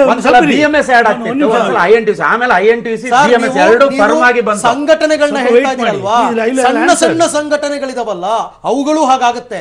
ಇವತ್ತು ಯಾರು ಆಟೋದವ್ರಿಗೆ ಬೆಂಬಲ ಕೊಟ್ಟಿಲ್ಲ, ಇನ್ನೊಂದು ಮುಷ್ಕರಕ್ಕೆ ಅವ್ರು ಕೊಡ್ತಾರೆ, ಇವತ್ತು ಕೊಟ್ಟವ್ರು ಅವತ್ತು ರನ್ ಮಾಡ್ತಾರೆ. ಹೋಟೆಲ್ ಉದ್ಯಮದಲ್ಲೂ ಹಾಗೆ ಆಗಿದೆ, ಎಷ್ಟೋ ಕಡೆ ಹಾಗಾಗಿದೆ. ನಿನ್ನೆ ಯಾರು ಟ್ಯಾಕ್ಸಿ ಚಾಲಕರ ಸಂಘದವರು ಸರ್ ಅವ್ರು ಏನ್ ಹೇಳಿದ್ರು ಗೊತ್ತಾ, ನಿನ್ನೆ ಟ್ಯಾಕ್ಸಿ ಚಾಲಕ ಇಲ್ಲೇ ಕೂತ್ಕೊಂಡು, ಸರ್ ನಮ್ಮ ಕಷ್ಟ ಅಂತ ಬೇಡ್ಕೋತೀವಿ, ಕಾರ್ಮಿಕ ಸಂಘಟನೆಯವ್ರಿಗೆ ಲೆಟರ್ ಬರೆದು ನಮ್ಗೊಂದು ಸಪೋರ್ಟ್ ಮಾಡಿ ಪ್ರೊಟೆಸ್ಟ್ ಮಾಡೋಣ ಅಂತ. ಒಬ್ರು ನಮ್ ಕಡೆ ತಲೆ ಹಾಕಿ ನೋಡಲ್ಲ ಸರ್, ನಾವ್ಯಾಕೆ ಇವತ್ತು ಅವ್ರಿಗೆ ಬೆಂಬಲ ಕೊಡಬೇಕು ಅಂತ ಕೇಳ್ತಾರೆ ನೇರವಾಗಿ. ಆ ವಿಚಾರವಾಗಿ ಯಾವುದೋ ವ್ಯಕ್ತಿ, ಈಗ ನೀವ್ ಹೇಳಿದ್ರಲ್ಲ ಇಲ್ಲಿ ಬಂದು ಕೂತ್ಕೊಂಡ್ರು, ಅವರು ವ್ಯಕ್ತಿ ಸಂಘಟನೆ ಮಾಡ್ಕೊಂಡಿರುವಂತವ್ರು. ನಮ್ಮಲ್ಲಿ ಆ ರೀತಿ ವ್ಯಕ್ತಿ ಸಂಘಟನೆ ಮಾಡಕ್ ಚಾನ್ಸೇ ಇಲ್ಲ. ಯಾರು ಟ್ರೇಡ್ ಯೂನಿಯನ್ಗಳು. ಯಾಕೆ ಅಂತ ಅಂದ್ರೆ ಇದು ವ್ಯಕ್ತಿ ಸಂಘಟನೆ ಅಲ್ಲ, ಎಲ್ಲ ಸಾರ್ವಜನಿಕವಾಗಿ ಸಾರ್ವಜನಿಕರಿಗೆ ಬೇಕಾಗಿರುವಂತ ಸವಲತ್ತಿಗಾಗಿ ನಾವು ಹೋರಾಟ ಮಾಡ್ತಾ ಇರುವಂತದ್ದು. ನಾವು ಯಾವುದೋ ಪಕ್ಷಕ್ಕೆ ನಾವು ಹೋರಾಟ ಮಾಡ್ತಾ ಇರೋದಲ್ಲ ಅಂತ ಹೇಳಿ ನಾವು ಇವತ್ತು ಜನರೇಷನ್ ಬರ್ತಾ ಇರೋದು. ಆದ್ರೆ ಇವರು ಪ್ರತಿಷ್ಠೆ, ಇವ್ರ ಹೆಸರಿಗೋಸ್ಕರ ಬಂದು ಕೂತ್ಕೊಂಡು ನಾವು ಮಾಡ್ತಾ ಇಲ್ಲ ಅಂತಂದ್ರೆ ಅವ್ರ ಹಿಂದೆ ನೌಕರರು ಯಾವುದೇ ಸಂಘಟನೆಗಳಾದ್ರೂ ನಾನ್ ನೋಡ್ರಂಗೆ ನೀವು ಒಪ್ಕೋತಿರೋ ಬಿಡ್ತಿರೋ, ಸಂಘಟನೆಯ ಮುಖ್ಯಸ್ಥರು ಡೈರೆಕ್ಟ್ಲಿ ಆರ್ ಇಂಡೈರೆಕ್ಟ್ಲಿ ಯಾವ್ದಾದ್ರೂ ಒಂದು ಪಕ್ಷದ ಪರವಾಗೇ ಇರ್ತಾರೆ. ಅವರು ಕಾಂಗ್ರೆಸ್ ಆಗಿರ್ಬೋದು, ಬಿಜೆಪಿ ಆಗಿರ್ಬೋದು, JDS ಆಗಿರ್ಬೋದು. And that results in these type of ಮುಷ್ಕರಗಳು. ಈ ಬಾರಿ ಇಲ್ಲ ಅಂತಕ್ಕಂಥದ್ದನ್ನ ಎತ್ತಾಕ್ಬೇಡಿ. ಮಧುಕರ್ ಶೆಟ್ಟಿ ಇಲ್ಲ ಸರ್, ನಾನು ಲಿಸ್ಟ್ ಕೊಡ್ತೀನಿ ನಿಮಗೆ, ಇಲ್ಲೇನೆ ಆನ್ಲೈನ್ ಲೈವ್ ಲಿಸ್ಟ್ ಕೊಡ್ತೀನಿ ನಾನು. ನಮಗೆ ಮಾತಾಡ್ಲಿಕ್ಕೆ ಬಿಡ್ತಾ ಇಲ್ಲ. ಅಲ್ಲ ಪ್ಲೀಸ್ ನೀವು ಹೇಳೋದಿದ್ರೆ ನೀವು ಮಾತಾಡ್ಕೊಳ್ಳಿ, ಮಾತಾಡ್ಕೊಳ್ಳಿ. ನಿಮ್ದೇ ಚಾನಲ್, ನಿಮ್ದೇ ಶೋ. ಹಂಗಲ್ಲ ನಿಮ್ಮ ಒಪಿನಿಯನ್ ತಗೋತಾ ಇದ್ದೀವಿ. You did not allow me to complete. Yes sir, please ಬಂದೆ ನಾನು. I can understand panelist obstructing. Not like that sir. ಎಲ್ಲರಿಗೂ ಅವಕಾಶ ಕೊಡ್ತಾ ಇದ್ದೀನಿ. ಎಲ್ಲರಿಗೂ ಅವಕಾಶ ಕೊಡ್ತಾ ಇದ್ದೀನಿ. ನನಗೆ ಮಾತಾಡ್ಲಿಕ್ಕೆ ಫುಲ್ ಮಾತಾಡ್ಲಿಕ್ಕೆ ಬಿಡ್ಲಿಲ್ಲ. You interrupted me. ಖಂಡಿತ ಕೊಡ್ತೀನಿ. ಪ್ಲೀಸ್ ಖಂಡಿತ ಒಂದು ನಿಮಿಷ ಸರ್. ಈಗ ಕಾರ್ಮಿಕ ಮುಖಂಡರು ವಿಜಯ್ ಭಾಸ್ಕರ್ ಅವರು ಹೇಳಿದರು, ಬಹುಶಃ ಹೋಟ್ಲಲ್ಲಿ ಕಾರ್ಮಿಕ ಸಂಘಟನೆ ಬಲವಾಗಿ ಇಲ್ಲದೆ ಇರೋ ಕಾರಣದಿಂದ ಇವತ್ತು ಹೋಟ್ಲ್ ಬಂದ್ ಆಗಿಲ್ಲ ಅಂತ ಹೇಳಿ. ಅದು ಯಾಕಾಗಿಲ್ಲ ಅನ್ನೋದನ್ನು ಕೂಡ ನಾವು ಹೇಳಲಿಕ್ಕೆ ಬಯಸ್ತೀನಿ. ಏನಂತ ಹೇಳಿದ್ರೆ, ನಮ್ಮಲ್ಲಿ ಕೆಲಸ ಮಾಡುವಂಥ ಕಾರ್ಮಿಕರಿಗೆ ನಾವು ಅವರಿಗೆ ಬೇಕಾದಂಥ ಎಲ್ಲ ಸೌಕರ್ಯಗಳನ್ನು, ಸವಲತ್ತುಗಳನ್ನು ಅವರಿಗೆ ಕೊಟ್ಟಾಗ, ಇವತ್ತು ಸರ್ಕಾರ ಮಿನಿಮಮ್ ವೇಜಸ್ಸನ್ನು ಫಿಕ್ಸ್ ಮಾಡಿದೆ. ಅಲ್ಲಿಯೂ ಕೂಡ ಒಂದು ತಪ್ಪಾಗಿದೆ, ನಾನು ಹೇಳ್ತೀನಿ. ಕಾರ್ಮಿಕ ಸಂಘಟನೆಯಿಂದ ಇವರು 18,000 ರೂಪಾಯಿ ಮಿನಿಮಮ್ ವೇಜಸ್ಸು ಮಾಡಬೇಕು ಅಂತ ಹೇಳ್ತಾರೆ, ಹೊರಗುತ್ತಿಗೆ.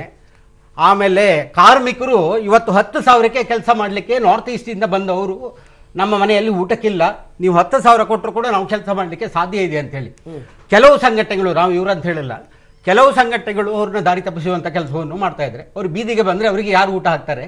ಒಂದು. ಎರಡನೇದು, ನಮ್ಮಲ್ಲಿ ಮಿನಿಮಮ್ ವೇಜಸ್ ನಾವು ಏನು ಕೊಟ್ಟಿದ್ದೀವಿ, ಸರ್ಕಾರದ ಮಿನಿಮಮ್ ವೇಜಸ್ಗಿಂತ ಇವತ್ತು ಒಬ್ಬ ಬಾಣಸಿಗ ಕುಕ್ಕು ಅವನಿಗೆ 24,200 ರೂಪಾಯಿ ಫಿಕ್ಸ್ ಮಾಡಿದ್ದಾರೆ. ಇವತ್ತು ಒಂದು ಸಾಮಾನ್ಯ ಹೋಟ್ಲಲ್ಲಿ 30,000ದಿಂದ 2 ಲಕ್ಷದವರೆಗೆ ಅವರಿಗೆ ಕುಕ್ಕಿಗೆ ಸಂಬಳವನ್ನು ಕೊಟ್ಟಿದ್ದೀವಿ. ಹಾಗಾಗಿ ನಮ್ಮಲ್ಲಿ ಸಂಘಟನೆಗಳಿಲ್ಲ. ವಿಜಯ್ ಭಾಸ್ಕರ್ ಹೇಳಿ. ಸೊ ಇದು ರಾಜಕೀಯ ಪ್ರೇರಿತ ಅನ್ನೋದಕ್ಕೆ ಒಂದು ಸರಿಯಾದ ಟೀಕೆ ಅಲ್ಲ. ನನಗೆ ಎಲ್ಲ ರಾಜಕೀಯ ಪಕ್ಷಗಳು ಅಧಿಕಾರದಲ್ಲಿದ್ದ ಸಂದರ್ಭದಲ್ಲೂ ಹೋರಾಟಗಳು ನಡೆದಿದೆ, ಒಪ್ಕೋತೀನಿ. ಮತ್ತೆ ಮೋದಿಯವರ ಅಧಿಕಾರಕ್ಕೆ ಬಂದ ಮೇಲೆ ಸೆಪ್ಟೆಂಬರ್ 2, 2015, ಸೆಪ್ಟೆಂಬರ್ 16, 2016 ಆಗಿದೆ 2 ಮುಷ್ಕರ. ಆಮೇಲೆ ಏಪ್ರಿಲ್ 30 ಸಾರಿಗೆ ಮುಷ್ಕರ ಆಗಿದೆ. 2017ರಲ್ಲಿ ರಾಷ್ಟ್ರೀಯ ಮುಷ್ಕರ ಆಗಲಿಲ್ಲ. 3 ದಿನಗಳ ಮಹಾಧರಣಿ ಅಂತ ಹೇಳಿ ಸುಮಾರು 5 ಲಕ್ಷ ಜನ ಅಲ್ಲಿ ಪಾರ್ಲಿಮೆಂಟ್ ಮುಂದೆ ಪ್ರದರ್ಶನ ಮಾಡಿದ್ದಾರೆ. ಅದಾದ ಮೇಲೆ ಈ ರಾಷ್ಟ್ರೀಯ ಸಮಾವೇಶ ಸೆಪ್ಟೆಂಬರ್ 28ನೇ ತಾರೀಕು 18ನೇ ಇಸ್ವಿಯಲ್ಲಿ ನಡೆದಿದೆ.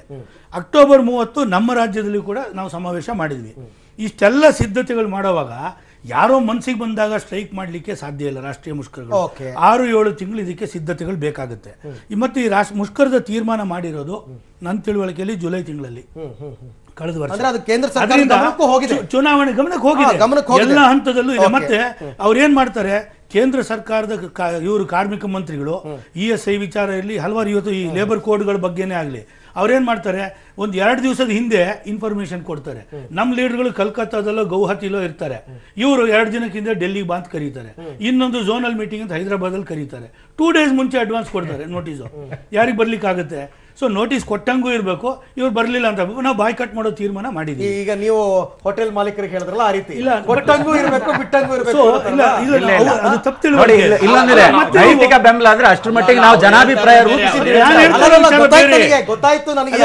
ಎಲ್ಲಿ ಆರ್ಗನೈಸೇಷನ್ ಫೇಲ್ಯೂರ್ ಆಗ್ತಾ ಇದೆ ಅಂತ ನೋಟಿಸ್ ಕೊಡ್ಲಿಲ್ಲ ಅವ್ರಿಗೆ. ಯಾಕಂತ ಹೇಳಿದ್ರೆ ಅಪೀಲ್ ಮಾಡಿದೀವಿ ಅಷ್ಟೇ. ಯಾಕೆ ಗೊತ್ತಾ, ನಾವು ಡಿಕ್ಲೇರ್ ಮಾಡಿಲ್ಲ.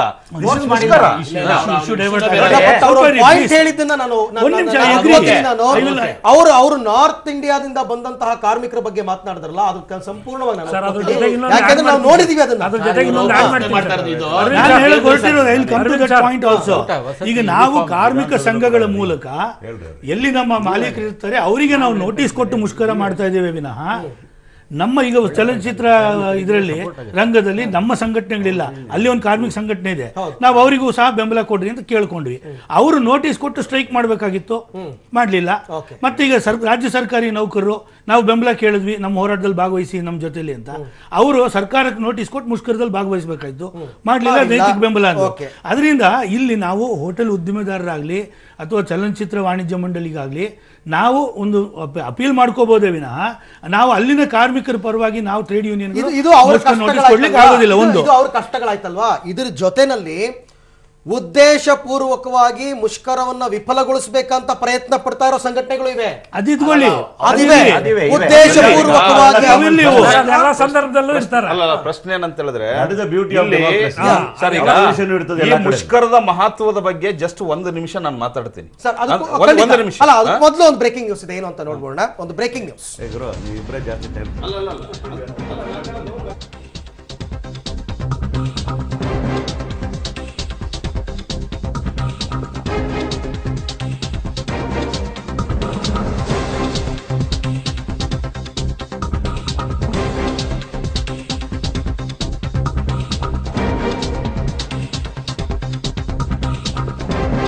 ಮುಷ್ಕರದ ಎಫೆಕ್ಟ್ ಅನ್ನ ನೋಡ್ತಾ ಇದ್ದೀವಿ. ಹುಬ್ಬಳ್ಳಿಯ ಕಿಮ್ಸ್ ಆಸ್ಪತ್ರೆಯಿಂದ ಡಿಸ್ಚಾರ್ಜ್ ಆದರೂ ಕೂಡ ಮನೆಗೆ ಹೋಗುವಂತಿಲ್ಲ. ಮುಷ್ಕರದ ಹಿನ್ನೆಲೆಯಲ್ಲಿ ಬಾಣಂತಿಯರು ಕುಟುಂಬಸ್ಥರು ಪರದಾಡ್ತಾ ಇದ್ದಾರೆ, ಯಾಕೆಂದ್ರೆ ಅವರಿಗೆ ಹೊರಗಡೆ ಹೋಗೋದಕ್ಕೆ ವೆಹಿಕಲ್ ಸಿಗ್ತಾ ಇಲ್ಲ. ಹಾಗಾಗಿ ಹುಬ್ಬಳ್ಳಿಯ ಕಿಮ್ಸ್ ಆಸ್ಪತ್ರೆಯಿಂದ ಡಿಸ್ಚಾರ್ಜ್ ಆದರೂ ಮನೆಗೆ ಹೋಗೋದಕ್ಕೆ ಅವರಿಗೆ ಆಗ್ತಾ ಇಲ್ಲ ಅಂತಕ್ಕಂಥದ್ದು. ಈ ಥರದ ಸಮಸ್ಯೆಗಳು ಬೇರೆ ಬೇರೆ ಜಿಲ್ಲೆಗಳಿಂದ ರಾಜ್ಯದ ಮೂಲೆ ಮೂಲೆಯಿಂದ ಸುದ್ದಿಗಳು ಬರ್ತಾ ಇದೆ. ಸಹಜ, ಹಂಗನ್ಬಿಟ್ಟು ಎತ್ತಾಕೋ ಹಾಗಿಲ್ಲ. ಒಂದು ಮುಷ್ಕರ ಅಂತ ಕರೆ ಕೊಟ್ಟಾಗ ಇಂಥವೆಲ್ಲ ಕೂಡ ಆಗ್ತಾ ಇರುತ್ತೆ. ಬಟ್ ಅವರು ಕೂಡ ಎಚ್ಚೆತ್ಕೊಂಡಿರ್ಬೇಕಾಗುತ್ತೆ, ಯಾಕೆಂದ್ರೆ ಏಕಾಏಕಿ ಇವತ್ತು ಬೆಳಿಗ್ಗೆ ಮುಷ್ಕರಕ್ಕೆ ಕರೆ ಕೊಟ್ಟಿದ್ದಲ್ಲ. 2-3 ದಿವಸಗಳಿಂದ ಮಾಧ್ಯಮಗಳಲ್ಲೂ ಕೂಡ ಸುದ್ದಿ ಬರ್ತಾನೆ ಇತ್ತು. ನಾವು ನಿನ್ನೆ ಎಲ್ಲ ಏನಿರುತ್ತೆ ಏನಿರಲ್ಲ ಅನ್ನೋದ್ರ ಬಗ್ಗೆ ಇಡೀ ದಿನ ಬೆಳಕು ಚೆಲ್ಲಿದ್ವಿ. ಸ್ವಲ್ಪ ಎಚ್ಚರಿಕೆಯಿಂದ ಇರಬೇಕಾಗಿತ್ತು. ಆದರೆ ಆಗಿರುವಂತಹ ಅನಾಹುತಗಳು ಮಾತ್ರ ಆಗ್ತಾ ಇದೆ ಕೆಲವೊಂದು ಕಡೆ. ನನ್ನ ಕೊಲೀಗ್ ನವೀನ್ ನನ್ನ ಜೊತೆ ಇವಾಗ ಜಾಯಿನ್ ಆಗ್ತಾ ಇದ್ದಾರೆ. ಎಸ್ ನವೀನ್, ಕೇವಲ ಇದೊಂದು ಎಕ್ಸಾಂಪಲ್ ಏನಾಗ್ತಾ ಇದೆ, ಅಥವಾ ಹಾಸ್ಪಿಟಲ್ ಅವರಾದರೂ ಎಚ್ಚೆತ್ಕೊಂಡು ಇವತ್ತೊಂದು ದಿನ ಡಿಸ್ಚಾರ್ಜ್ ಮಾಡಿ ಉಳಿಸ್ಕೋಬೋದಾಗಿತ್ತು, ಅಂಥ ಎಮರ್ಜೆನ್ಸಿ ಏನಿದೆ ಅಂತ? ಸರ್ಕಾರದ ವಿರುದ್ಧ 2 ದಿನಗಳ ಕಾಲ ಏನೊಂದು ಬಂದ್ಗೆ ಕರೆಯನ್ನ ಕೊಟ್ಟಿರುವಂತದ್ದು. ಸಮಯ ಕಳೆದಂತೆ ಬಂದ್ನ ಬಿಸಿ ತಾರಕಕ್ಕೆ ಏರ್ತಾ ಇದೆ ಅಂತಂದ್ರೆ ತಪ್ಪಾಗಲಿಕ್ಕಿಲ್ಲ. ಯಾಕಂತಂದ್ರೆ ಸದ್ಯ ನಾವಿರೋದು ಹುಬ್ಬಳ್ಳಿಯ ಕಿಮ್ಸ್ನಲ್ಲಿ. ಈ ಒಂದು ಕಿಮ್ಸ್ನಲ್ಲಿ ಸಾಕಷ್ಟು ಜನ ರೋಗಿಗಳು ಬಂದು ಇಲ್ಲಿ ಚಿಕಿತ್ಸೆಯನ್ನ ಪಡೆಯೋದು ಸರ್ವೇ ಸಾಮಾನ್ಯ. ಯಾಕಂತಂದ್ರೆ ಇದು ಉತ್ತರ ಕರ್ನಾಟಕದ ಸಂಜೀವಿನಿ ಅಂತ ಹೆಸರುವಾಸಿಯಾದಂತಹ ಕಿಮ್ಸ್. ಆದ್ರೆ ಇವತ್ತು ಏನೊಂದು ಯಾವುದೇ ರೀತಿಯಾದಂತಹ ಬಸ್ ಸೌಕರ್ಯ ಇಲ್ಲದೆ ರೋಗಿಗಳು ಪರದಾಡುವಂತಹ ಪರಿಸ್ಥಿತಿ ನಿರ್ಮಾಣ ಆಗಿರುವಂತದ್ದು. ಯಾಕಂತಂದ್ರೆ OPDಯಲ್ಲಿ ಅವತ್ತು ಬಂದು ಅವತ್ತೇ ಚಿಕಿತ್ಸೆಯನ್ನ ಪಡೆಯೋದು ಒಂದು ರೀತಿ, ಆದ್ರೆ ಇನ್ನೊಂದು ರೀತಿ ಅಂತಂದ್ರೆ ಇಲ್ಲಿ ಪೇಷಂಟ್ಗಳು ದಾಖಲಾಗಿ ಇವತ್ತೇನಾದ್ರೂ ಡಿಸ್ಚಾರ್ಜ್ ಆದ್ರೆ ಅವರು ತಮ್ಮ ಬೇರೆ ಊರುಗಳಿಗೆ ಹೋಗೋದಕ್ಕೆ ಸಾಕಷ್ಟು ಪರದಾಡುವಂತಹ ಪರಿಸ್ಥಿತಿ ನಿರ್ಮಾಣ ಆಗಿರುವಂತದ್ದು. ಸದ್ಯ ಅಲ್ಲಲ್ಲಿ ಕುಳಿತುಕೊಂಡು ಬಸ್ಗಾಗಿ ಕಾಯ್ತಿರುವಂತಹ ದೃಶ್ಯಾವಳಿಗಳು ಸರ್ವೇ ಸಾಮಾನ್ಯ. ನಂತರ ಇವತ್ತು ಕೂಡ ಆಟೋಗಳು ಓಡಾಟ ಇದ್ರೂ ಕೂಡ ಆಟೋ ದರ ದುಪ್ಪಟ್ಟಾಗಿ ಕೇಳ್ತಿರೋ ಹಿನ್ನೆಲೆಯಲ್ಲಿ ಆಟೋಗಳತ್ತೂ ಮುಖವನ್ನ ಮಾಡ್ತಿಲ್ಲ. ಇಲ್ಲಿ ಅಂದ್ರೆ ಇನ್ನೊಂದು ಕಿಮ್ಸ್ಗೆ ಬರುವಂತಹದ್ದು ತುಂಬಾ ಬಡ ಜನರು ಕಿಮ್ಸ್ಗೆ ಬರ್ತಾರೆ. ಹೀಗಾಗಿ ಅವರು ಅಷ್ಟೊಂದು ದುಡ್ಡು ಕೊಟ್ಟು ಹೋಗೋಕೆ ಸಾಧ್ಯ ಆಗಿಲ್ಲ. ಹೀಗಾಗಿ ಸಾಕಷ್ಟು ಜನ ಪ್ರಯಾಣಿಕರು ಪರದಾಡುವಂತಹ ಪರಿಸ್ಥಿತಿ ನಿರ್ಮಾಣವಾಗಿದೆ. ಅದರಲ್ಲೂ ಪ್ರಮುಖವಾಗಿ ರೋಗಿಗಳು ಹೆಚ್ಚಿನ ರೀತಿಯಲ್ಲಿ ಇದರಿಂದ ತೊಂದರೆಯನ್ನು ಅನುಭವಿಸ್ತಾ ಇದ್ದಾರೆ. ನನ್ನ ಜೊತೆಗೆ ಈಗಷ್ಟೇ ಕಿಮ್ಸ್ ಆಸ್ಪತ್ರೆಯಿಂದ ಡಿಸ್ಚಾರ್ಜ್ ಆಗಿ ಬಂದಂತ ಮಹಿಳೆಯರಿದ್ದಾರೆ, ಕೇಳೋಣ. ಅಮ್ಮ, ಯಾವಾಗ ಬಂದಿದ್ರಿ? ಕಿಮ್ಸ್ಗೆ ಬಂದಿದ್ರಿ, ಇವತ್ತು ಡಿಸ್ಚಾರ್ಜ್ ಆಗಿದ್ರೆ? ಮಧ್ಯಾಹ್ನ 1 ಗಂಟೆಗೆ ಬಂದಿದ್ವಿ ರೀ. 1 ಗಂಟೆ ಮುಂದೆ ಶುಕ್ರವಾರ ಬೆಳಗ್ಗೆ ಇದು ಸಿಜರಿಂಗ್ ಆಗ್ತಾಗಿತ್ತು. ಇವತ್ತಿಗೆ 4 ದಿನ ಆತ್ರಿ. ಇವತ್ತಿಗೆ 5 ದಿನ ಆತ್ರಿ. ಗಂಡ್ ಮಗುನ್ರಿ ಯಾ ಮಗು? ಗಂಡು ಮಗು ರೀ. ಗಂಡ್ ಮಗು ಆಗೈತ್ರಿ. ಎಲ್ಲಿಗೆ ಹೋಗ್ಬೇಕ್ರಿ ನೀವು? ನಾವು ಹಾವೇರಿಗೆ ಹೋಗ್ಬೇಕ್ರಿ. ಹಾವೇರಿಗೆ ಹೋಗ್ಬೇಕೇನ್ರಿ? ಹಾವೇರಿಂದ ಯಾವಾಗ ಬಂದಿದ್ರಿ ಇಲ್ಲಿಗೆ? ನಾವು ಹಾವೇರಿಂದ ಗುರುವಾರ ಬಂದವ್ರಿ. ಈಗ ಹೋಗಾಕ್ ಬಸ್ ಇಲ್ರಿ? ಬಸ್ ಇಲ್ರಿ. ಇದು ಇಲ್ಲಿನ ರೋಗಿಗಳ ಒಂದು ಏನೊಂದು ತೊಂದರೆ ಆದ್ರೆ ಇಲ್ಲಿರ್ತಕ್ಕಂತ ಸಾಕಷ್ಟು ಜನ ರೋಗಿಗಳು ನನ್ನ ಜೊತೆಗಿದ್ದಾರೆ. ಬನ್ನಿ ಯಜಮಾನ್ರೆ, ನೀವೇ ಮಾತಾಡಿ ಬನ್ನಿ. ಯಾವ್ರಿಗೆ ಹೋಗ್ಬೇಕಿತ್ತು ನೀವು? ಹಾವೇರಿಗೆ ಹೋಗ್ಬೇಕ್ರಿ. ಈಗ ಡೆಲಿವರಿ ಕೇಸ್ ತಗೊಂಡ್ ಹೊಂಟವ್ರಿ ನಾವು. ಈಗ ಗುರುವಾರ ದಿನ ಬಂದಿದ್ದೀವಿ ನಾವು. ಶುಕ್ರವಾರ ದಿನ 5:05 ಡೆಲಿವರಿ ಆಗೈತ್ರಿ. ಈಗ ಮತ್ತ ಬಸ್ ಸ್ಟ್ಯಾಂಡ್ಗೆ ಹೋಗಕ್ಕೂ ಬಸ್ ಇಲ್ಲ, ಬಸ್ ಸ್ಟ್ಯಾಂಡ್ ನಿಂದ ನಿಮ್ಮ ಹಾವೇರಿ ಹೋಗಕ್ಕೂ ಬಸ್ ಇಲ್ಲ, ಹೆಂಗ್ ಮಾಡ್ತೀರಿ? ಮತ್ತ ಈಗ ಇದಕ್ಕೆ ಹೋಗ್ರಿ, ಟ್ರೈನಿಗೆ ಹೋಗ್ತೀರಿ? ಟ್ರೈನಿಗೆ ಇದಾವ್ರಿ, ಮತ್ತೆ ಬೇಕ್ರಿ ನಮಗೆ ಹೋಗಾಕ, ಅನಿವಾರ್ಯವಾಗಿ ಹೋಗಬೇಕ. ಎಷ್ಟೊತ್ತಿಗೆ ಐತಿ ಟ್ರೈನ್? ಅದ ಟ್ರೈನ್ 5:05 ಐತ್ರಿ. ಈಗ 11:00 ಐತಿ ಅಂತಾರ್ರಿ. ಅಲ್ಲಿ ಹೋದ ಬಳಿಕ ಬರ್ತಾರೆ. ಅಲ್ಲಿ ಹೋಗಿಂದ ಬರ್ತಾರೆ. ಅಲ್ಲ, ಟ್ರೈನು ಸಾಕಷ್ಟು ಗದ್ದಲ ಅದಾವ, ಅವಾಗ ಹೆಂಗ್ ಮಾಡ್ತೀರಿ? ಮತ್ತ ಏನ್ ಮಾಡಿದ್ರೆ ಅಲ್ಲಿ ಉಳ್ಕೊಳ್ಳೋದ್ರಿ. ಮತ್ತೆ ಯಾವ ಸಿಗ್ತೈತಿ, ಯಾಕಂದ್ರೆ ಇದು ಅಲ್ಲಿ ನೋಡ್ರಿ ಪೇಷಂಟ್ ಹಂಗಾರ್ ಮಾಡಿ ವಿಚಾರದಿಂದ ಹೋಗ್ಬೇಕು. ಕೇವಲ ಇವರೊಬ್ಬರ ಸಮಸ್ಯೆ ಅಲ್ಲ, ಇಲ್ಲಿ ಇರ್ತಕ್ಕಂತ ಸಾಕಷ್ಟು ಜನ ರೋಗಿಗಳ ಸಮಸ್ಯೆ. ಸಾಮಾನ್ಯವಾಗಿ ಹುಬ್ಬಳ್ಳಿಯ ಅಕ್ಕಪಕ್ಕದಲ್ಲಿದ್ರೆ ಹೇಗೋ ಆಟೋದಲ್ಲಿ ಹೋಗ್ಬೋದು, ಆದ್ರೆ ಹುಬ್ಬಳ್ಳಿಯಿಂದ 100 ಕಿಲೋಮೀಟರ್ ದೂರದಲ್ಲಿ ಇರ್ತಕ್ಕಂತ ಹಾವೇರಿಗೆ ಹೋಗ್ಬೇಕು ಅನ್ನೋದು ಅವರ ಒಂದು ಪ್ರಶ್ನೆ ಆಗಿರುವಂತದ್ದು. ಆದ್ರೆ ಇಲ್ಲಿಂದ ಹಾವೇರಿಗೆ ಟ್ರೈನ್ ನಲ್ಲೂ ಹೋಗ್ಬೇಕು ಅಂತಂದ್ರೆ ಸರಿಸುಮಾರು 5 ಗಂಟೆವರೆಗೂ ಇವರು ಕಾಯಲೇಬೇಕಾದಂತಹ ಪರಿಸ್ಥಿತಿ ನಿರ್ಮಾಣ ಆಗಿರುವಂತದ್ದು. 2 ದಿನಗಳ ಕಾಲ ಮುಷ್ಕರದ ಬಿಸಿ ಈಗಷ್ಟೇ ಕಾವನ್ನ ಪಡೆದಿರುವಂತದ್ದು. ಕಳೆದ 9 ಗಂಟೆ 10 ಗಂಟೆ ಅಂದ್ರೆ ಈ ರೀತಿಯಾದಂತಹ ಪರಿಸ್ಥಿತಿ ಆದ್ರೆ ಇನ್ನು 2 ದಿನ ಅಂತಂದ್ರೆ ಇನ್ನು ಹೇಗಾಗುತ್ತೆ ಪರಿಸ್ಥಿತಿ ಅನ್ನೋದನ್ನ ಕಾದ್ ನೋಡ್ಬೇಕಾಗತ್ತೆ. ಹುಬ್ಬಳ್ಳಿಯಿಂದ ಕ್ಯಾಮರಾಮನ್ ನಾರಾಯಣ್ ಜೊತೆ ನವೀನ್ ಪರದೇಶಿ, ಪಬ್ಲಿಕ್ ಟಿವಿ.